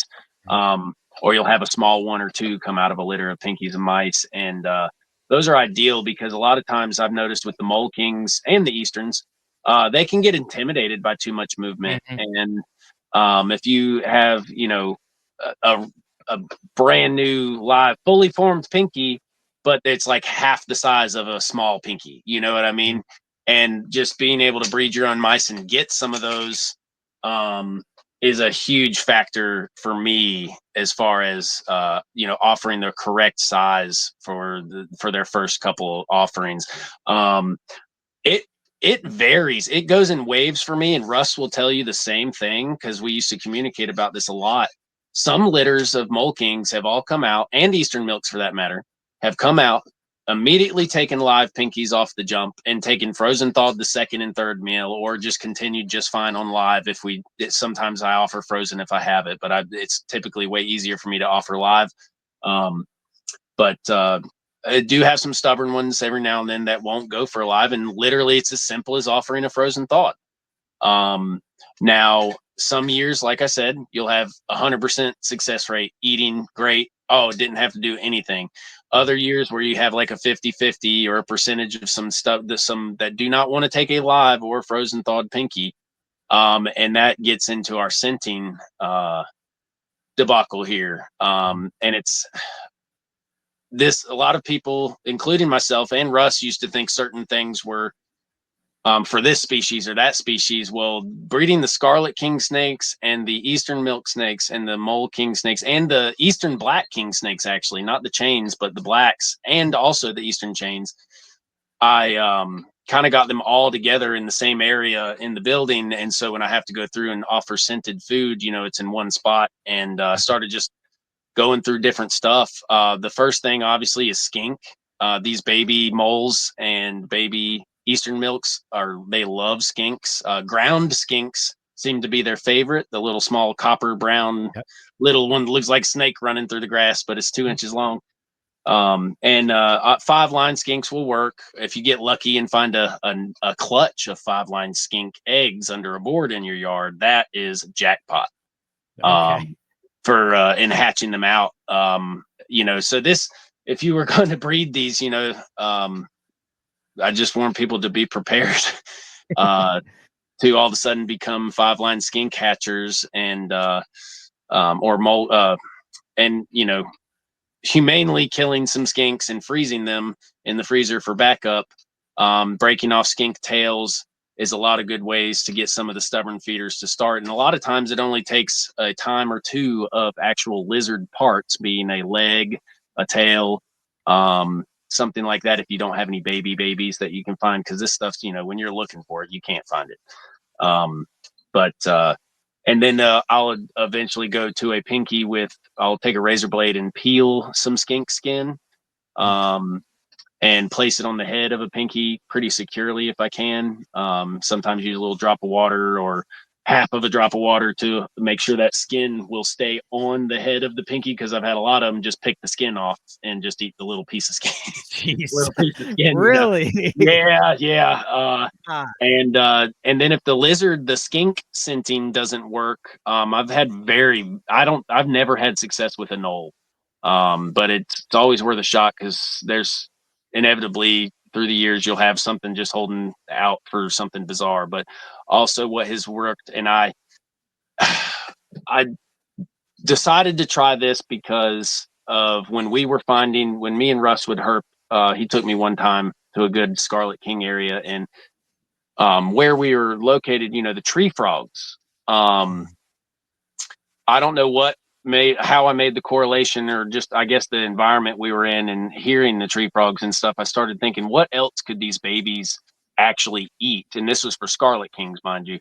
And that is that small. And I started thinking, wow, when the tadpole tree frogs start, you know, when they turn into frogs and start making their way into the woods, that's a perfect size. I wonder if this would work. And I happened to caught a squirrel tree frog that day at work, and I brought it home and I rubbed a small pinky on it, and sure enough, the Scarlet Kingsnakes went right to it. And I was like, wow, maybe I'm onto something here. So I froze that frog, and with a little bit of water, and I'll thaw it out. And I've used some of the same frogs for over 2 years. Just refreeze it when I'm done. I'll set the cup with the frog juice and the frog in it, set it out and let it just start to thaw, and I'll rub a pinky through the thawed mixture. And it's gotten stubborn eastern chain kings to eat. It's gotten stubborn mole kings to eat. It's gotten stubborn eastern milks to eat. And so that's if lizard scenting doesn't work. The tree frog has turned a lot of them around, and that's honestly how I get all of my tricolor hognose snakes. The babies, they come out microscopic as well, but they can do a pinky if you have the right, you know, the small, super small pinky. And they'll do like 3 or 4 scented pinkies, and then they'll actually just go right to unscented after that. And occasionally you'll have some that will just hold out they just won't do anything. And now Russ taught me this, and I don't know who would have ever thought to do this, but he said chicken heart. And apparently it's a little more popular than I realized. Once again, I've been out of the game for a while, but I had no idea. So Russ brought me some chicken heart, and that works great with scarlets, with eastern milks. I've had it work on the Mole Kings, not as successful, but for me anyway. And it's worked on a couple of the eastern chain kings as well, and the Nigras, the eastern black kings. So skink, preferably ground. 5-lined works, but I've seen them prefer one skink over the other. even broad-headed skinks, which is just giant 5-line skinks. So I mean, it's about the same. And then I've experimented with squirrel frog, barking tree frog, and gray tree frog. And they really seem to like the barking and the squirrel tree frog and the barking better than they would say a gray. And I don't know. I don't know if it's because I remember reading something about the gray maybe 20 some years ago that they had a bitter taste or something. I could be wrong there, but it got me thinking. And so I try to keep a couple frozen tree frogs in the freezer. And then if you really have some that are super, super stubborn and won't even do the heart and they're starting to lose weight, because I try to avoid tailing and force feeding and stuff until it's, and honestly, I might be doing this backwards because by the time you have a stressed snake that's underweight and you start just shoving stuff down it, sometimes it really doesn't get, it's about 50-50, but it's easy to just cut a frozen mouse tail and it's very easy to get it in the throat of one of these small snakes with no necks. And a lot of times, if you've got the patience, you can get it in there a good ways. And then the mole kings tend to do this a little better for me. They'll start eating it by themselves. And once they do that a few times, you can take a really small pinky and get it in there. And it's just nursing it along. And it just kind of goes back to, not every snake in the wild makes it. And in captivity, about 95% of them seem to hatch and thrive. And there's just some that are just destined not to make it, no matter what you do. With the volume that I've produced over the years, I've clearly seen that. And you can kind of start to figure out which ones are going to do it and which ones aren't. But the tailing of the mice and or mouse tails is an easy way to just get something going, get those digestive system functioning and moving. Because if you think about 4 to 6 weeks with nothing in it, there's nothing in their stomach to no stomach acid hardly at all or anything to get things going. And they're just simply sitting there thinking they're not hungry. Right. I've actually heard with the tails, I know somebody that does kind of the opposite. He'll offer a pinky, and if it takes, great. If he doesn't, then he goes straight to tails, and he just takes a mouse tail, and sometimes he'll just do straight mouse tail, but other times he'll dip it in water and then egg, right, and then just tail it, and he does that until the first shed. And he said normally after the first shed they go. And that's why I said I may have it backwards, because I've been trying the way I just described for years, and I get a good portion of them. I mean, most of them to make it. I might lose out of 100. I might lose 5 in a year. Of hatchlings of various species like that we're talking about anyway. So that's actually interesting you say that, because I think I'm going to try that this year and get them flowing faster instead of, like I just said, let them be depleted and then try to make magic happen. Yeah, I mean, I'm always like, I hate assist feeding. With rat snakes, it's a little easier because they'll take whatever pinky. A lot of times, I'll literally I'll put a pinky in a rat snake's mouth and drop it, and then they just start to eat it. I know it, like that stuff that doesn't bother me. It's actually like putting an item down the throat of an animal. It's like I don't like doing that. But a lot of people swear by it, and they're like, if you can do it quick, it's minimal stress. Just be gentle, and so. It is hard though when you've got a 5-inch baby mole king and no head to grab. And I'm 6 foot and I'm only 155 pounds, but I'm 6 foot and got big hands, and like I can hardly hold on to one of those little things' head. I feel like I'm just going to pinch it right off. You know what I mean? Right. Yeah. But try a scarlet king snake, my lord. Oh, God. But yeah, so the hatchling sizes on them, I mean, mole kings are coming in anywhere from, about 5 inches on average, and Eastern milk's about the same. I've had them smaller, I've had them bigger. But, another thing I will say as far as getting them started, if they do start, feed them every few days, let them get good and started, because they are slow growers, or at least it seems like it. They just start so small.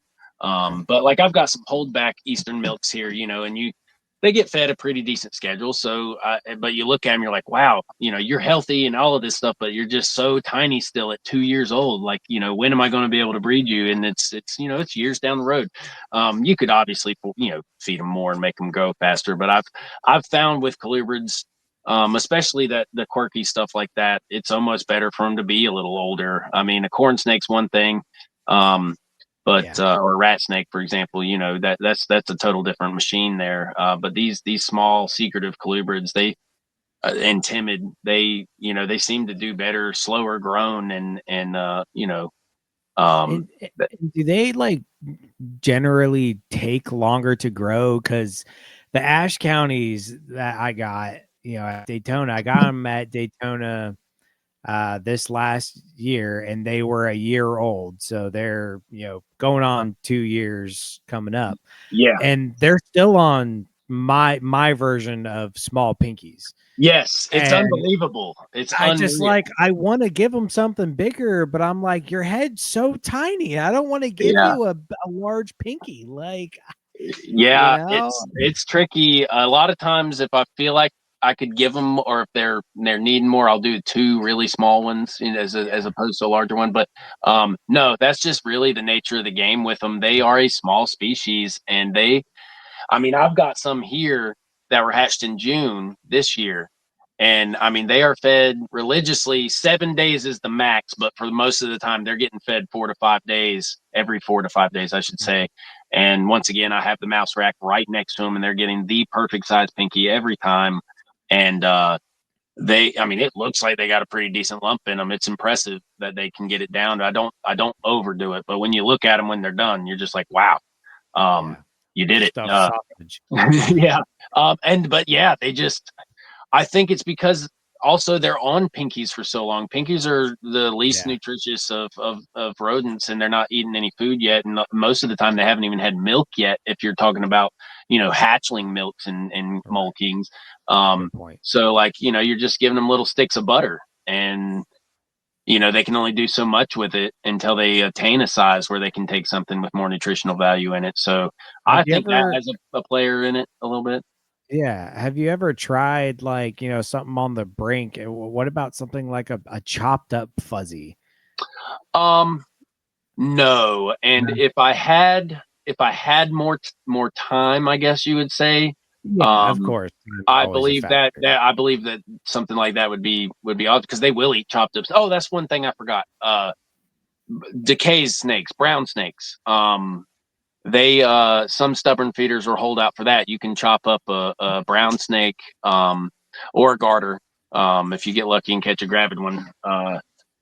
And they will sometimes go all of the eastern chain kings, the eastern blacks, the scarlets, Mole Kings, and the eastern milks will all, some of the ones that are holding off, they will hold off for snake. I mean, and I know that's not extremely common, but when they have not wanted anything else, you can sometimes get them to do the brown snake. It seems brown or worm snakes. They don't really care for ringnecks. At least in mine and Russ's so experience. Weird. Isn't it? Like you picky little fuckers. Like, yes, what do I know, and I'm like, why am I doing this again? Oh, that's right, because they're super cool. But right, yeah, no, they're sick.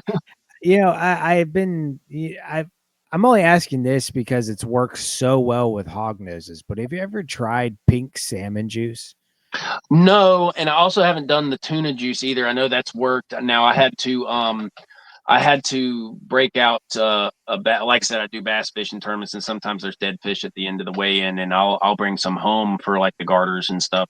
I did I had the yellowtail crebos I got this year. One of them held out.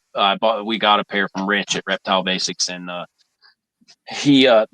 of them held out for chicken heart, and one of them held out for fish. And then they finally eventually went on to rodents and doing fine now. But it was weird. I know about the juice and the salmon juice. Just usually I don't have to go that route, and I would have to go to the store and get some. So like I have a freezer here with the other stuff I mentioned, and you kind of get stuck in your ways. But yes, for the most part, I haven't had to go that far. another thing is the chicken broth. I haven't had to do it. I've ended up forgetting about it most of the time, and then just going to tailing them, and then getting them on something after that. But you think it'd be worth a try? Because like I said, I think it would be. I am at my wit's end with this male mole from Russ. I let him a lot of times. My method is let him get hungry, and they'll usually take a frozen thawed. So I let him get hungry, and he still Yeah. wouldn't take a frozen thawed. So I cracked and gave him alive, and he ate that. Yeah. And so I think my next step is going to be the pink salmon, because I had a Western hog that I got, and the guy said ate frozen thawed, no problem. She wouldn't take frozen thawed for nothing. And I got somebody told me, he said, dude, pink salmon juice is like freaking crack to hog noses. And I was like, okay. So I got some, mixed it up in a bag, and I put it in front of her, and she hissed at it for a second. All of a sudden she tongue flicked, and she was like, oh shit, and just came and ate it instantly. So I'm wondering if that wouldn't be something that moles might honestly, that's I'm glad we're talking about it, because breeding season's right around the corner, and I'm hoping to have one of those years where the babies just eat, and I don't have to mess with it. But learning all of this stuff has been trial and error, and just being outside and finding these animals and thinking, well, would this be something that they would eat and stuff like that? But it is wild, like the chicken heart thing. Like, how in the world, whoever discovered that, I would like to know how they discovered that. But it definitely, it definitely cannot hurt to try something like that. But that is so strange you say that. I've never, I don't know if I've ever had a Mole King that would not take a frozen once it was eating. But I have also sold African house snakes that were eating frozen thawed here just fine. They'd be getting alive one week and a frozen the next, but they would eat it. And then you ship it out to the customer, and it's now in an aquarium and in a totally different environment. And then 6 weeks later, you get the panic. It's not eating, and you have to say, well, at least try alive if you can. And then 9 times out of 10, or more than that, really, they'll eat a live one, and then they'll go right back onto the frozen after that. They just needed something to spark their interest. But it is funny how the change in environments will do to a behavior of a snake. I mean, we joke about it, me and Frank, my partner. But if we have colubrids that aren't interested in each other, because I'm in the building a lot when I'm breeding certain things, and I want to make sure it's happening. I like to try to see a lock, or at least see some type of behavior. And we've joked. He's like, well, just put them in the car and ride them up to me. Come get some more pinkies. And, and honestly, it's worked. They bred right in the car, because it was just a complete change. And I don't know if they think the end of the world's happening or what's going on, but all of a sudden, snakes that wouldn't breed in here would breed at his house, or in the car on the way to his house. So and we've certainly had the opposite of, like, somebody would be like, oh, it's not eating well, it only eats live. You get it, you offer it a frozen thawed, and eats right away. Yeah. And to be fair, I'm not like talking bad about Russ at all. Oh, no, not at all. He told me it was eating live. He was like, I've got a couple males only eating live, and I was like, I'll take a chance on one, And I asked him, I was like, good thing you got a guy. Yeah, he was like, they always switch, and I was like, okay, like I'll take the chance. Well, to the breeding thing, he had a pair of gray banded king snakes that State Park, Alterna, and they for years, I think she would clutch for them, but they wouldn't be fertile, and I needed a male. And he was like, well, I'm moving and it's breeding season. He's like, why don't you just keep the adult pair, breed my pair, and use my male for your females, and see what happens. And she laid 10 fertile eggs for me, and he's been trying since he's had the snakes to get fertile eggs out of them, and it's never happened. And then I magically hatch, these locality gray bands. Nice. Just from them being here and in a different environment. I mean, it's sometimes a change is necessary. Also, the cooling aspect of it, we kind of got into that earlier. I'm going to have a little refrigerator set up for this year because this coming season, I just didn't have the opportunity to do it this year. I didn't make the opportunity to do it, but I've heard a lot of people having success briefly cooling them for a week or two in a refrigerator, obviously controlled to a correct temperature, somewhere around 50 degrees, and then heating them back up pretty, on heat, not back to ambient, but like bam, onto some heat, and that triggering stubborn feeders to get going too. Because Russ does the rubber boas as well, and he just sent me. It's not the first ones I've ever owned, but it'll be my first breeding pair. So I've got a young adult pair of rubber boas here, and I know that that's worked for people in the past. I think was the gentleman Trent you might have got those Eastern Milks from. It was the Exotics Unlimited, I think. Yeah, Exotics Unlimited. Yeah. So he told me that he had some rubber boas that he tried the cooling thing and it just wouldn't work, and then so he put them on mega heat, and you just don't think about that being a rubber boa and where they're from, and he put them on mega heat and like way hotter than you would ever think to keep one, and they said it turned them on to eat right away. So nothing's a wrong answer.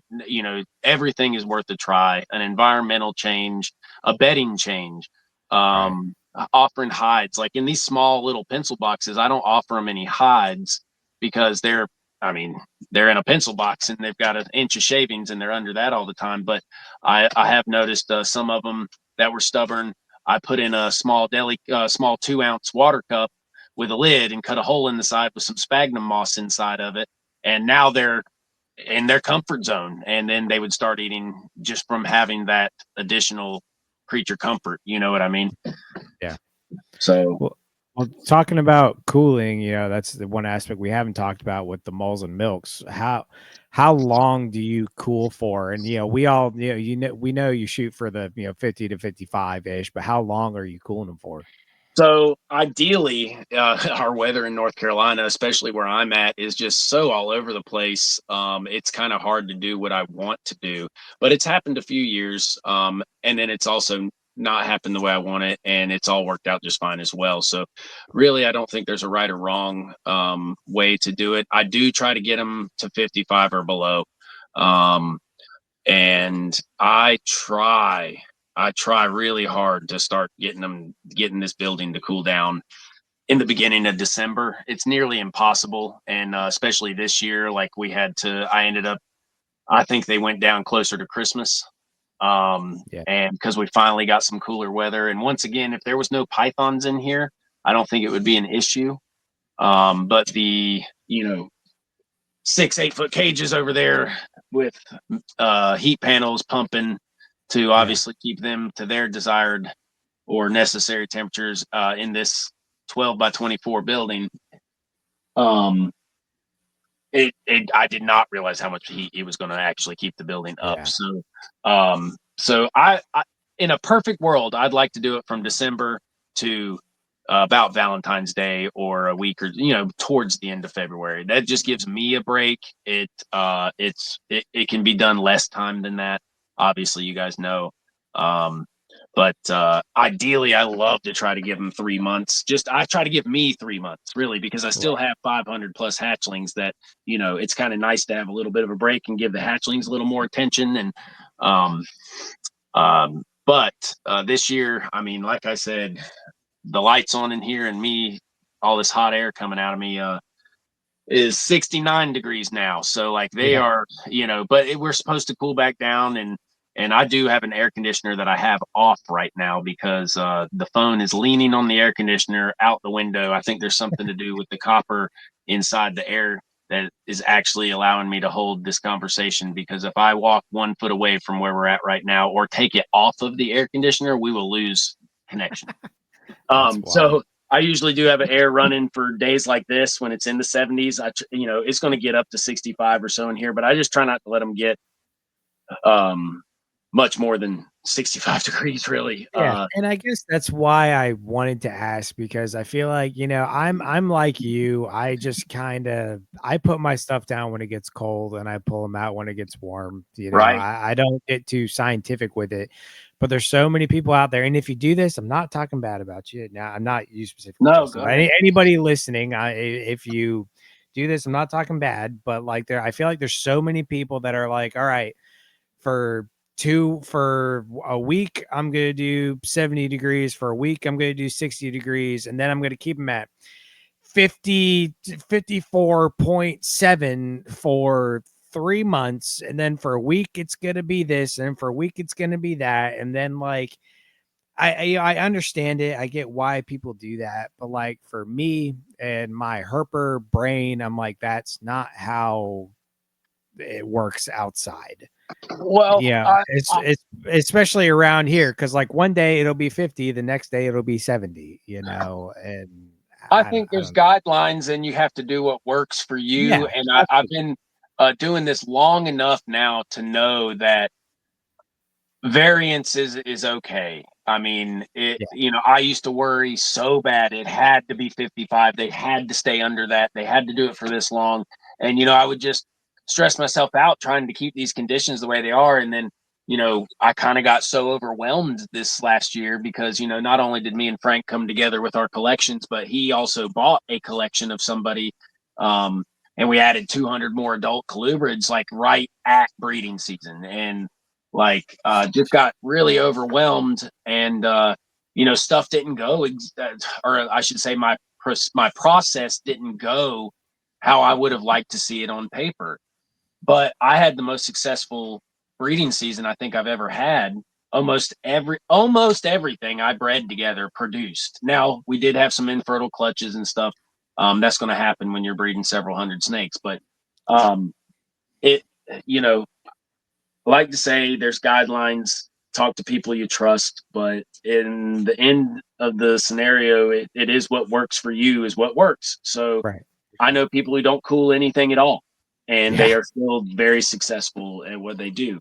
Um, I do think the milks, it might be a little more important for the cooling, especially the localities that we are working with, because I mean, they are in a much cooler climate. I have a friend that lives right up by where these milk snakes came from, and they're regularly 20 to 30 degrees cooler than us, like all the time, like at night, you know what I mean? jeez.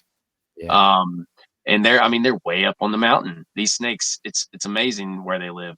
yeah, Um, but I think that if they get down into that 55 for any extended period of time, whether it's a couple weeks or so, I think it stimulates them just fine. I also am a huge believer in the light cycles yeah, as well, because this building I'm in now, it does have a skylight and a window.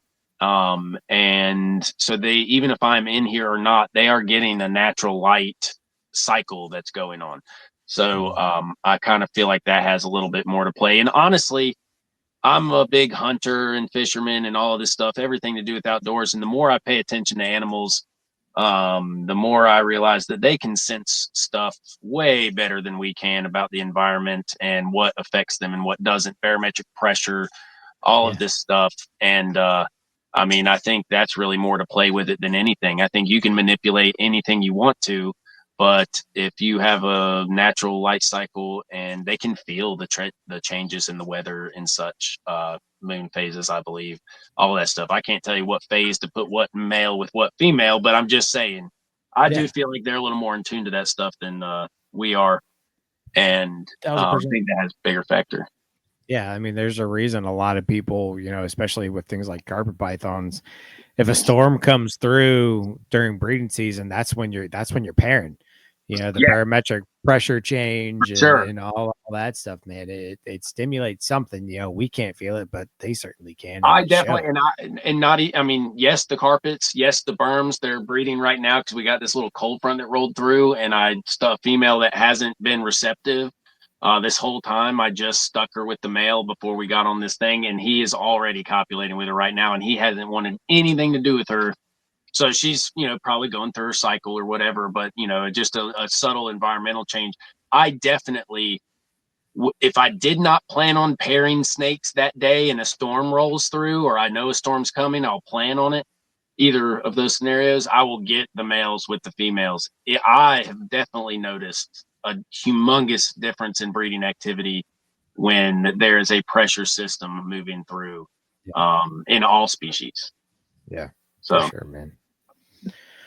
Well, do you have a few extra minutes to talk about herping? I know we're pushing 2 hours here. Oh no, we're good, man. I'm fired up. I got a bass tournament Saturday, and I'm getting out. I'm leaving the house at 3, like I said, and I'll get to tomorrow to practice, and so I'm fired up anyway. I'm probably not going to sleep, but yeah, no, go for it. Herping is something near and dear to my heart. It's just unfortunately I do not get to do near as much of it as I used to, but I feel like with my kids and their interest in all of this, it's going to start becoming a big thing, because I had a big life change happen when we started having the kids, and the world all of a sudden it's not about you anymore, and it's about them now, and I'm really there with it, and it's just so awesome, and I love seeing their enjoyment with nature and stuff, because we don't have TV or internet or anything like that. My children are outside, and so I think it's about to become a big player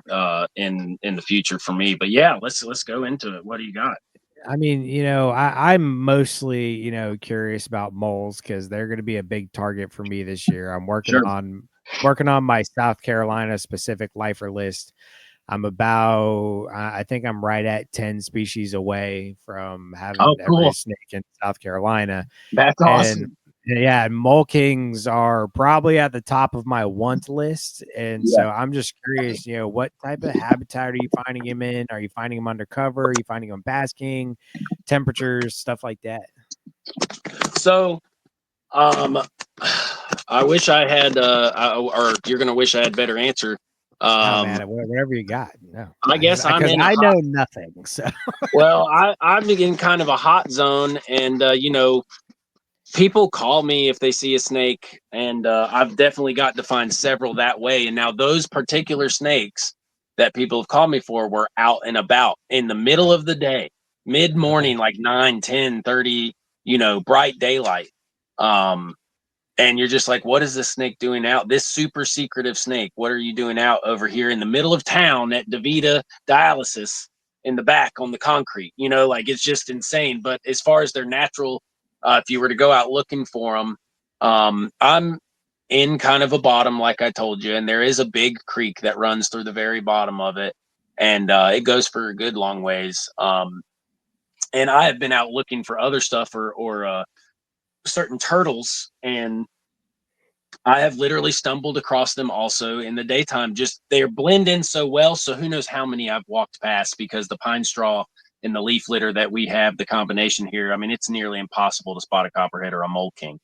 But my neighbor is also a good friend of mine, and we have 10 set out and stuff like that.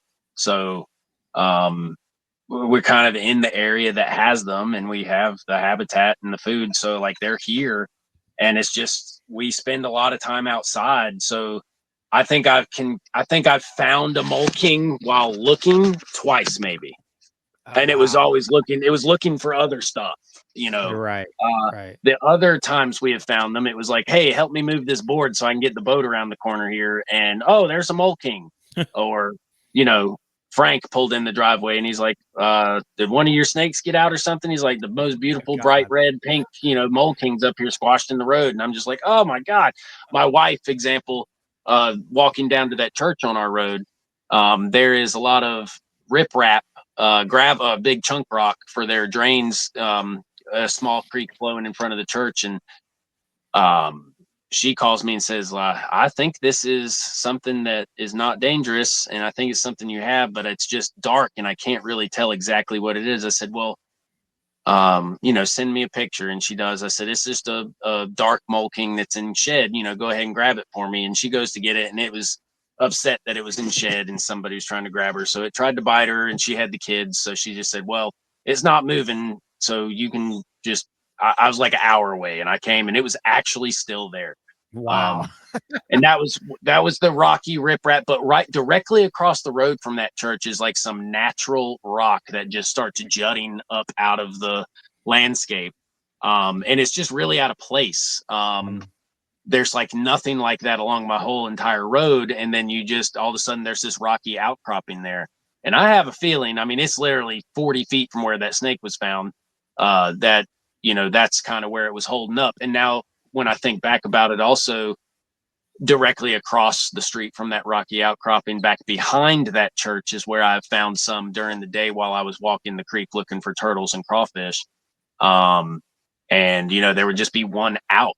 So, I mean, once again, I'm in that transition area from sandhill pine sandhills to where you start getting some, and I'm in a bottom with some oaks and scrub oaks and stuff like that. And it starts transitioning more to that clay or rock, just little deposits of it here and there. And really, it's just been this little area, and then all of the other ones have been like crossing the road somewhere. I like to road cruise, like not as much as I haven't got to do as much as I'd like to, but they definitely seem to be early movers, like as the sun is going down and there's still some daylight before it's dark has been my most encounters with them.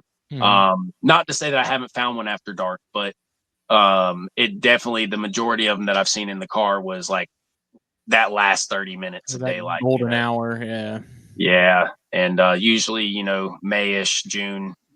But I've really just gotten lucky in having my neighbor that is a good friend of mine. He'll just if he finds one in the yard, he's like, hey, check this out. Like it's pretty cool. So I kind of got multiple eyes. I got a wife, I got the neighbor kid, my friends that live right down the road from me where those corn snakes came from.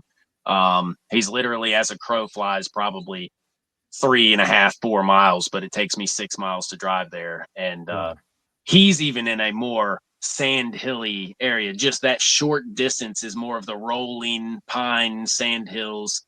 And I'm just at this little junction where it starts to change. And so it helps to have multiple eyes in that first golden hour when you're cruising. And I somehow just lucked out to be in an area that has a population of them. Sounds like you got a healthy population of them. Now this is all over of course of time, of course. I did not see one this year. I did get a call from somebody in Pinehurst, approximately 15 miles away, and they thought they had a copperhead in their yard, and I was a yearling mole king. I was able to take my son, 4 at the time, and he brought his little snake hook, and we tried to let him get it, and it was pretty quick, so I had to grab it before it got away. But they're definitely around me. Like there's definitely a population for sure.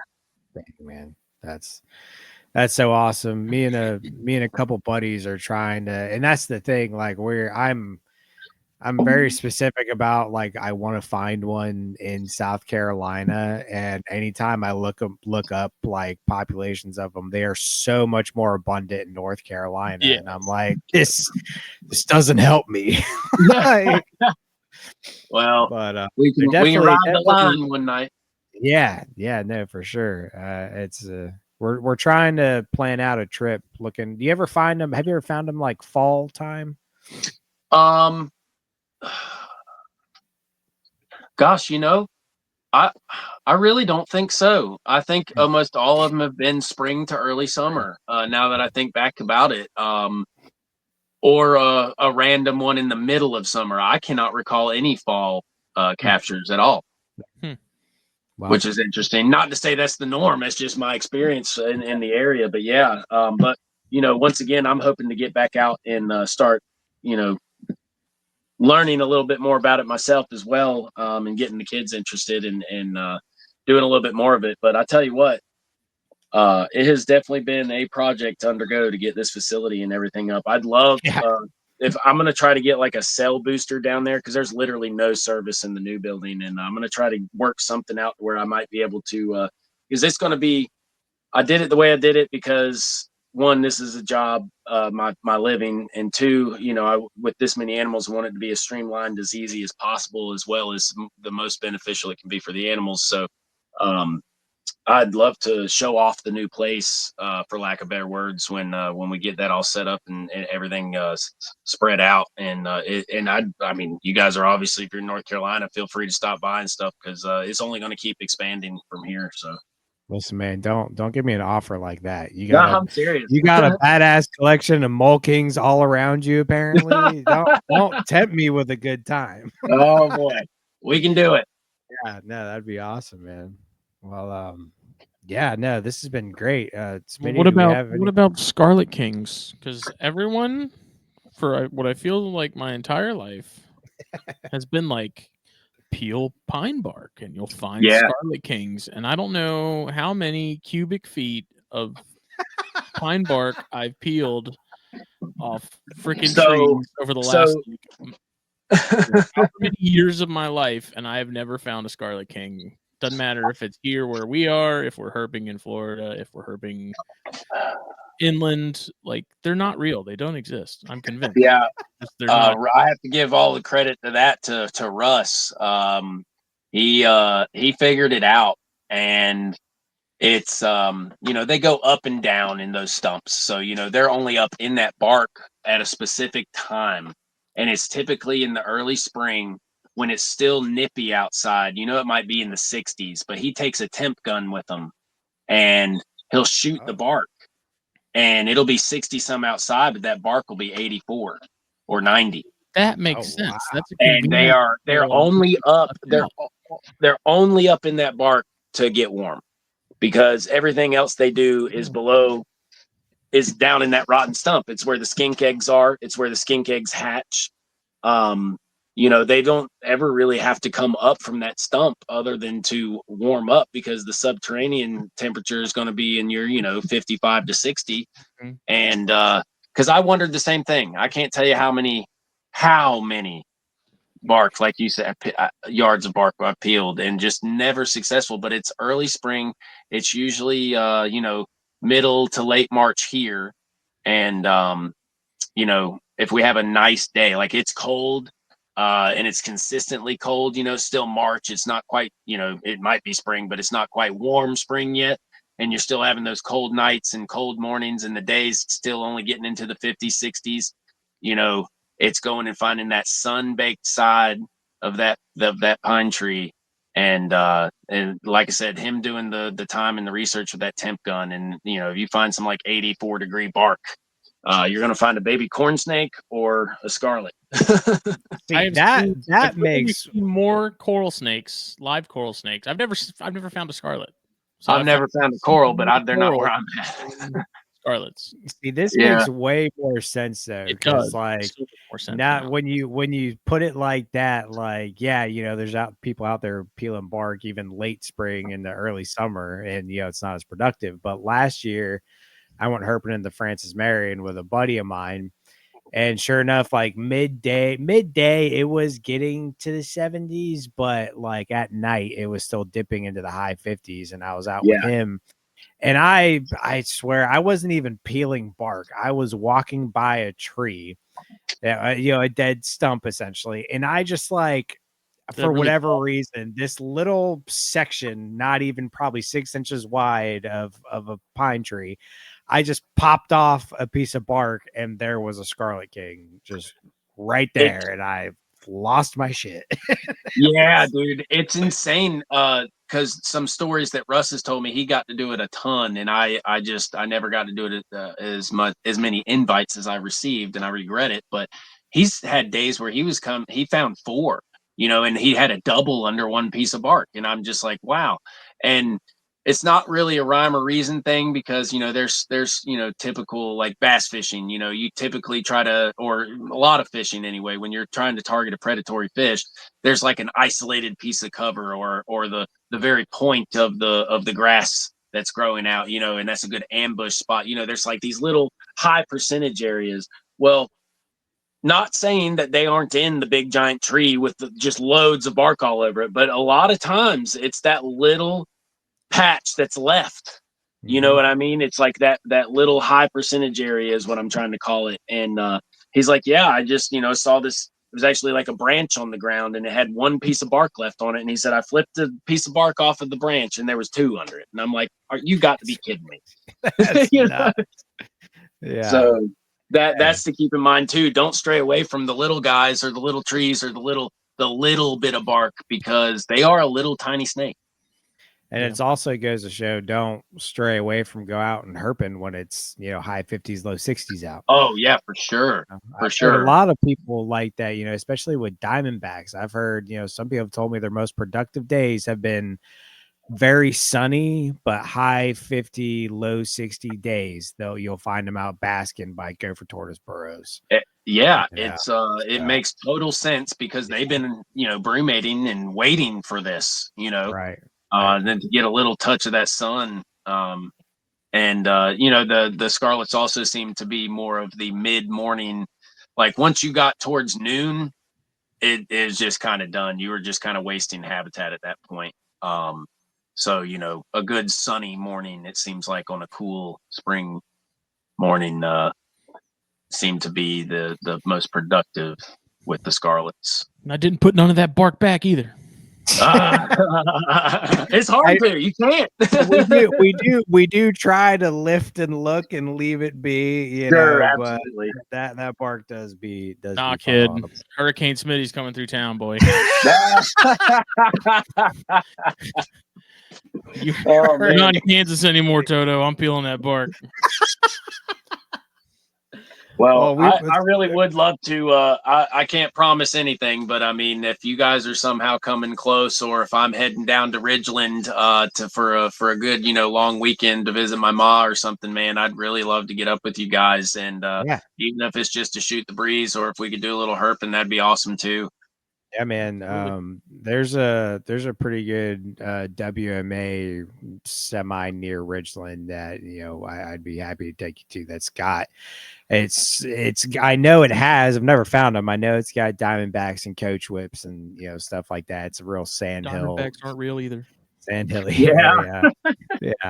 But dude, pessimistic when it comes to herping, dude. Dude, I'm telling you, I'm thinking like this Sunday, if it's sunny, dude, I might go hit that spot just to.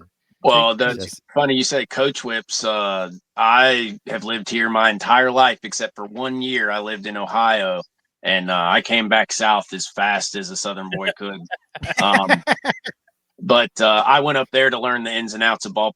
Neil was moving from Florida and was going to lose his employee, and I was trying to become Neil, the ball python breeder. And so I said, well, hey, I'll move with you and be your new employee, and I'll learn all of this stuff from you. And then, eventually I'll go back home and do the thing. Well, it only took a year. I needed to get out of there. That's too much. But the coach whip thing, I started working at Camp McCall, where they train the special forces here in Hoffman, North Carolina. And I'd never seen a coach whip except for a vague memory of when I was a kid and my dad was driving me somewhere and I saw one. It was humongous. Of course, I was, probably 7 or 8, but I knew what it was. And my dad would not turn the car around. He is deathly afraid of snakes, even still to this day. Yeah. But never seen a coach whip other than that. And I start working at Camp McCall and I'm driving heavy machinery through the base, and it's the sand hills. It is the game lands, is also it's military base and game lands all around it. And military bases have the best habitat, dude. Yeah. And it's controlled burn and perfect pristine sand hills habitat. And I think I ended up finding 9 big ones out there. Shit. And they are so fast, and I've got so much poison ivy from it, but I had to catch them. I'm convinced there's not even 9 in the state.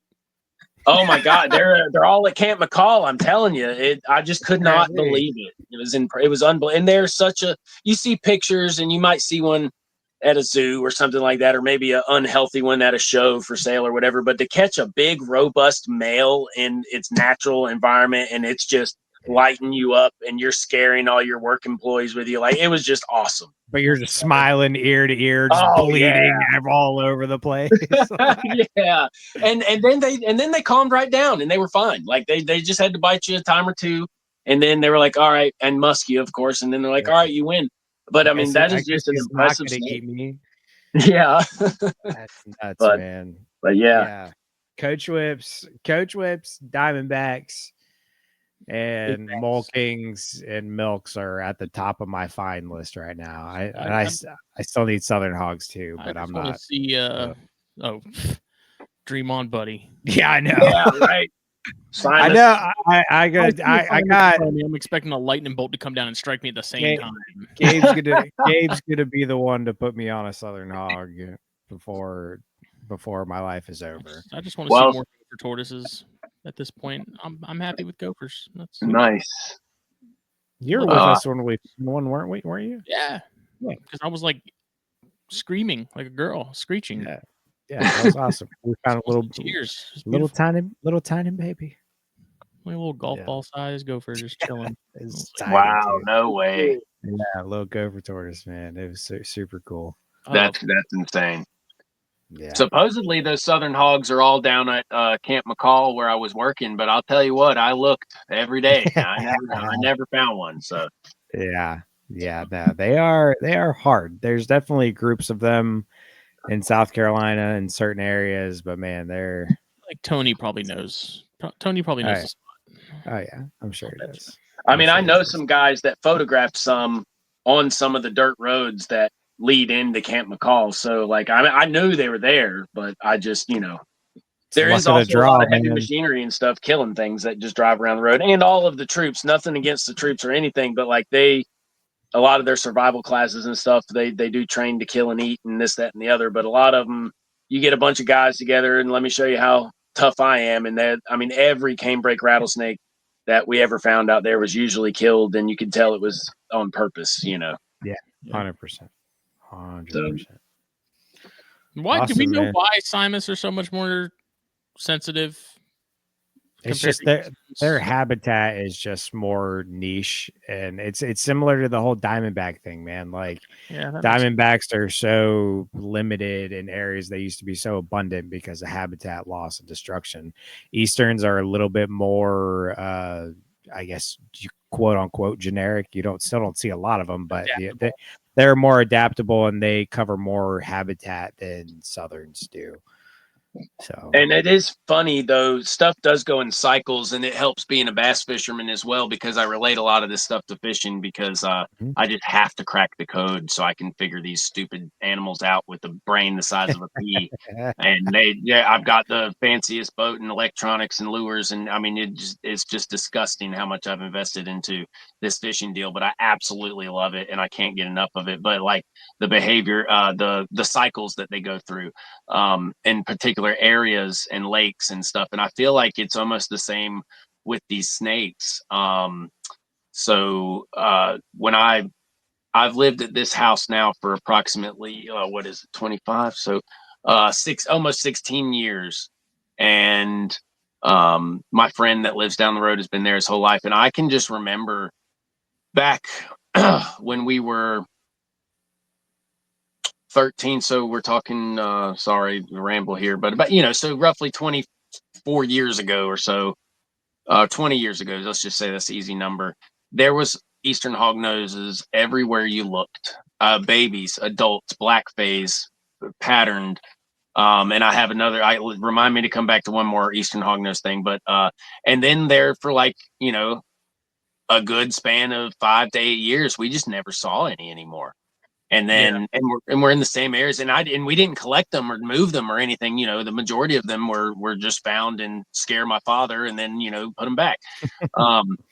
And then they came back around again about 7 years ago or so. I started noticing more either hit on the road or, actively crossing, or find some in the yard, or somebody would call me and find some and stuff. And now it's almost like they've disappeared again. And it's just, I really truly think stuff does go in population cycles. If they had a bad hatch year, you got to think, the toad population on a given year. That's exactly, because you talk about pesticides, all of these people spraying for mosquitoes, and treating their lawns, and all of this stuff, it factors in to all of that. So like, I really truly feel like there's cycles to things. Obviously it's habitat with Simus and stuff like that, but in the grand scheme of things, I mean, Lakes will go through cycles, and you'll have a 8-year run of just giant, great, healthy bass, and then all of a sudden the lake just falls off, and something changed somewhere along the line in the ecosystem, and it sucks for 8 years, and then it comes back, and it's just wild how everything goes in cycles, kind of like the reptile market. Like when I left this years ago, things were worth a certain amount, and a dime a dozen here, or these were the most expensive, and now you come back and everybody has got to have rosy boas now. I mean, I get that more question than anything. And I can remember when I was breeding them 20 years ago, I could barely give them away. Right. So it's just funny how everything seems to trend and go in cycles. Oh, but the Eastern hognose story. So I don't know if I should probably check legality on all of this, but this is already done in the past.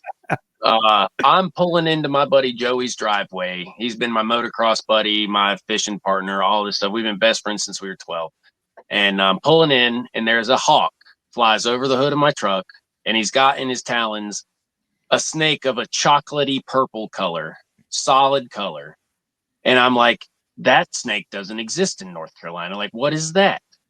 And I immediately floor it and chase this hawk. He's got a long driveway and a big 4 or 5 acre pond. And I drive the truck down the hill to the pond, and this hawk is above the pond, and I honk the horn, get out, start yelling, and somehow it drops the snake. And it lands in the middle of the pond, and the snake's just floating on the surface like a moccasin would. And it's not going anywhere. It's completely stunned at what just happened. And so I wait what seems like hours, but it's probably only 15 minutes. And the breeze finally blew him over to the edge. And it was a freaking purple hognose snake. I mean, an Eastern hognose. I say purple, and that's relative. It's like a purpley brown. So obviously it was a black phase, but I'm pretty sure it was probably a hypomelanistic of some sort. And I captured it to see if it was going to live, because it had just been in the talons of a hawk. And I showed it to a friend, and he sent out a picture, and somebody offered $2,500 for it. Jesus I was like, oh, wow, if this is worth $2,500, I'll just breed it. And long story short, I didn't have a male. A friend had a male, sent her to the friend. He successfully hatched babies, and was supposedly going to be able to provide baby toads and all of that stuff. Well, through a bunch of different circumstances, the babies ended up not making it. I ended up back with the female, and I said, well, I'll just have to do this myself. And was literally, at the time, I was mostly still doing ball pythons. So the building, I couldn't brumate inside the building. So I had to put all of the racks under my house, and it stayed at an average of 52 to 58 degrees under there. And so I would hibernate or brumate everything under there. And I literally was going in like 2 to 3 weeks before I was going to wake everybody up, just to make sure everybody's water and stuff was good and see how everybody was looking.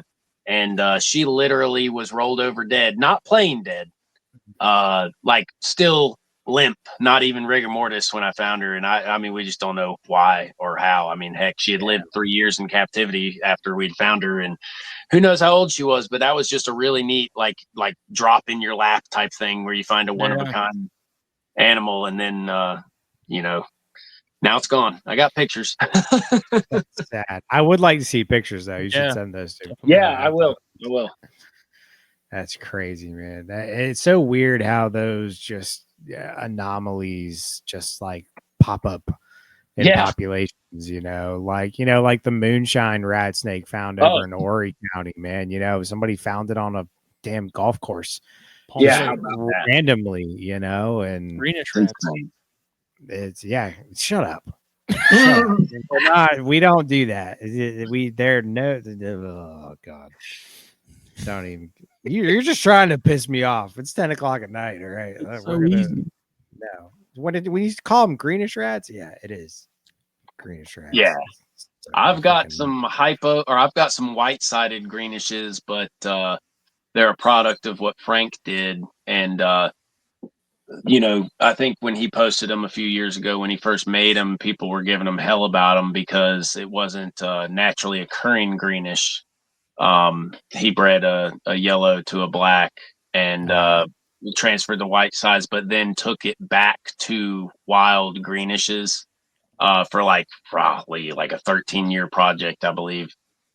And so I have those, but it's kind of a hard sale, really. I have them just because he gave them to me, and he's like, "Here, breed these," and I make them. And some people think they're a bizarre looking snake. I mean, they're awesome looking, but because they weren't straight out of the greenish territory, and it was man-made, intergrade, whatever.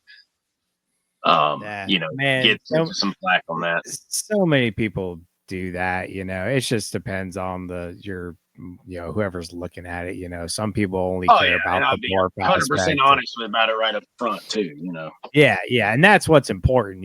Like it's so cool. Like there's southern and black pine crosses out there. Why you would ever do that, I don't know, but they exist for some dumb reason. And same reason people pair green trees to ball pythons. Yeah, like people just, I mean, that's a whole other topic. But like, when it comes to, that's how a lot of the, the morphs came about in some of these things. It's how some of the Everglades stuff got popped out, is they crossed an Everglades to a Texas and it made this. And now people are trying to label them as Everglades. And I'm like, no. Right. It's just, as long as you're honest about it, that's all that matters at the end. That's what matters. I mean, that's because there is so much stuff muddied with that we don't even know, that how do you really know? So, I mean, honesty is key in all of this stuff. So, and that's why I'm very specific about who I get my stuff from. Cause like, I'm just a locality nut. That's all I care about. I'm becoming that way. Yeah, and I have morphs, but the morphs I have are locality morphs that were and I know the guy that collected the first ones, and they're F2s and blah blah blah blah. Like I've got F2 A-male Everglades, and these were collected. The A-males were collected, and they're pure as pure gets, and I hear you on that. I'm really I mean, I enjoy the morphs and stuff. Just it's neat to see, especially with the corn snakes, because I made so many corn snakes that I don't even know what they are this year, and so like it's the coolest looking stuff, but I don't know what to sell it as. So I'm like, well, I guess I'm keeping you, and maybe we'll figure it out along the line. I don't know. We'll see. At a certain point, you almost have to throw it to a wild type and see all the different. I know that's kind of where I'm at with some of this stuff. But I'm starting to. I've always liked different localities, but I'm really, really starting to favor more towards that than the mutations. But they all got their place, and I mean, I'm blessed to be able to do this full time. A lot had to line up for me to be able to do this. I mean, for one, having a very smart wife that made a lot of money early on while I was pioneering things, and so that of course helps. And now she's blessed. We're blessed to have her. She's a stay-at-home mom raising all the kids, and I'm able to do this. But I had a good friend who was willing to invest, somebody I could truly, truly trust, and that we just did everything together anyway. And so, really, in reality, it's not much different than this is mine and this is yours. It's really not much. Right. I don't know how to say it. Really, it's almost like doing it with family or something. I don't know. Nothing changed. You just put a label on it. Right. Like, it was nothing much change. It's just like it's official now. Your Facebook is official, as the kids would say. Yeah, there you go. Well, cool, man. I think Smitty, we got anything else, or is this a good spot to wrap this one up? I mean, midway through, I got a notification that, and this is irrelevant to Mole Kings and such, but South Carolina House Bill 3937 was introduced today. It will ban venomous reptiles. The bill makes it illegal to import, possess, keep, purchase, have custody, or control of, reproduce, or sell within this state anything in the family Colubridae belonging to the genre Rhabdophis. Wait, you're talking venomous snakes? Yes. Specifically? Boiga, Dysphalidus, Teletornus, and Thrassops, and all reptiles in the family Aspididae. So that's happening. So are introduced. Are crotalids okay? Like no. So you can't keep rattlesnakes anymore. Venomous reptiles banned, including hybrids, families Elapidae, Crotolitidae, Viperidae, Hydrophidae, which is hilarious because who's keeping sea snakes?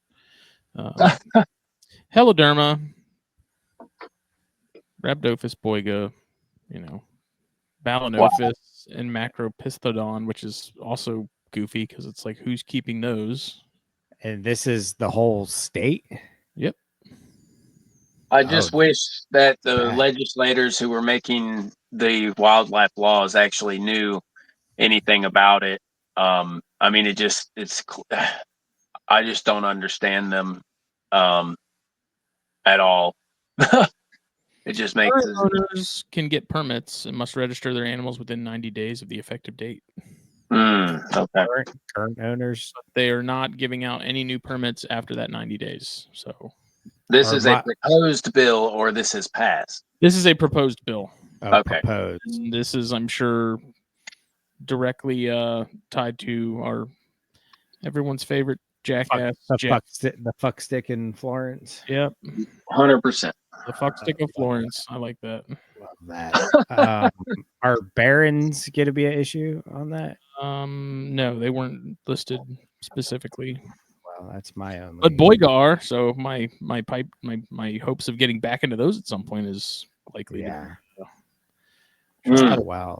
I'm so pessimistic when it comes to that stuff at this point. Well, that's not good. That was a real bad way to end this. God, that's not good. just letting people know it's there. Yeah. Get your ready. Jesus. Well, with that, Justin, thank you so much for joining us today, man. This is a fantastic episode. Awesome. I'm glad you guys had me on, for real. This was great. And maybe we can do something in the future too about some other stuff. Like I said, I'm always down to talk about snakes, and I'm not kidding. The invitation's there. I'm hoping to be moved in 2 to 3 weeks. And if you're ever up near Pinehurst or in the Sandhills of North Carolina, you definitely want to stop by and see. I'm pretty excited about it. So yeah, I would absolutely love to, and I will more than likely take you up on that. All right, cool deal. Cool. And same goes to you, man. If you're ever down here visiting your mom, definitely hit us up. We, if anything, shoot shit for a little bit, or if you want to go herping, I got plenty of spots around here. So nice, man. That sounds awesome. I'll definitely do that and stay in touch for sure. Yeah, no doubt, man. So with that, this has been episode 219 of the Herpetoculture Podcast. Thank you everybody who listened and tuned in. And Justin, before we go, if anybody wants to get in contact or see what you got for sale, what's the best way to reach you? Either Morph Market, it's just Justin McBrayer, McBrayer, and or on Facebook. Not everything is advertised. Nothing is advertised on Facebook. But if you need to contact me and just want to see what's going on or what I got, Facebook, Justin McBrayer. I'm holding a big bass in the picture. And then, Morph Market, I'm on there. That's where I advertise. And you can reach out to me on there as well. Yeah, I'll be honest. When I reached out to you, I was like, I really hope this is the right dude, because there's nothing about snakes on here at all. And I was like, most snake people at least have something. I'll probably, with the new stuff, with the new facility and everything, I'm probably going to post some videos and stuff. And honestly, the new place is supposed to save time and maybe give me a chance to actually film some stuff and go that whole route is something I've been thinking about doing. So I should probably be adding some stuff on Facebook and everything, and we'll see how that works out. But yeah, it's that is funny because it's mostly fishing on there. Yeah. I was like, well, worst case, I'll talk to him about bass fishing. So, there you go.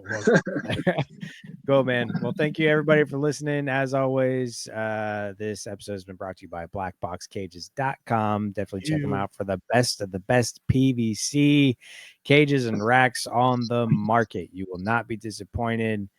We love them. We support them. You can see all my stuff. I have white boxes, but they are black box nonetheless. And then they also make a cage rack hybrid that no one can be upset at because it's both. Yeah, it's both. Definitely check them out though. You will not be disappointed in any of their products. And then also check out Steve with Steve Snaketuary. Get his Venom hot sauce. We love the cottonmouth sauce. It's wonderful. Yeah. Throw it on some tacos. Throw it on some chips. Have yourself a great old time. Definitely check him out. See all the stuff he's doing. Follow him on Instagram and all that. And Justin, that's the other thing you need to do. You need to get on Instagram, man. It's where it's at. Yeah, I'm gonna do that too. I've got a page, but there's nothing on there. So Yeah, you need to get on there. Make you a reptile page, man. I know.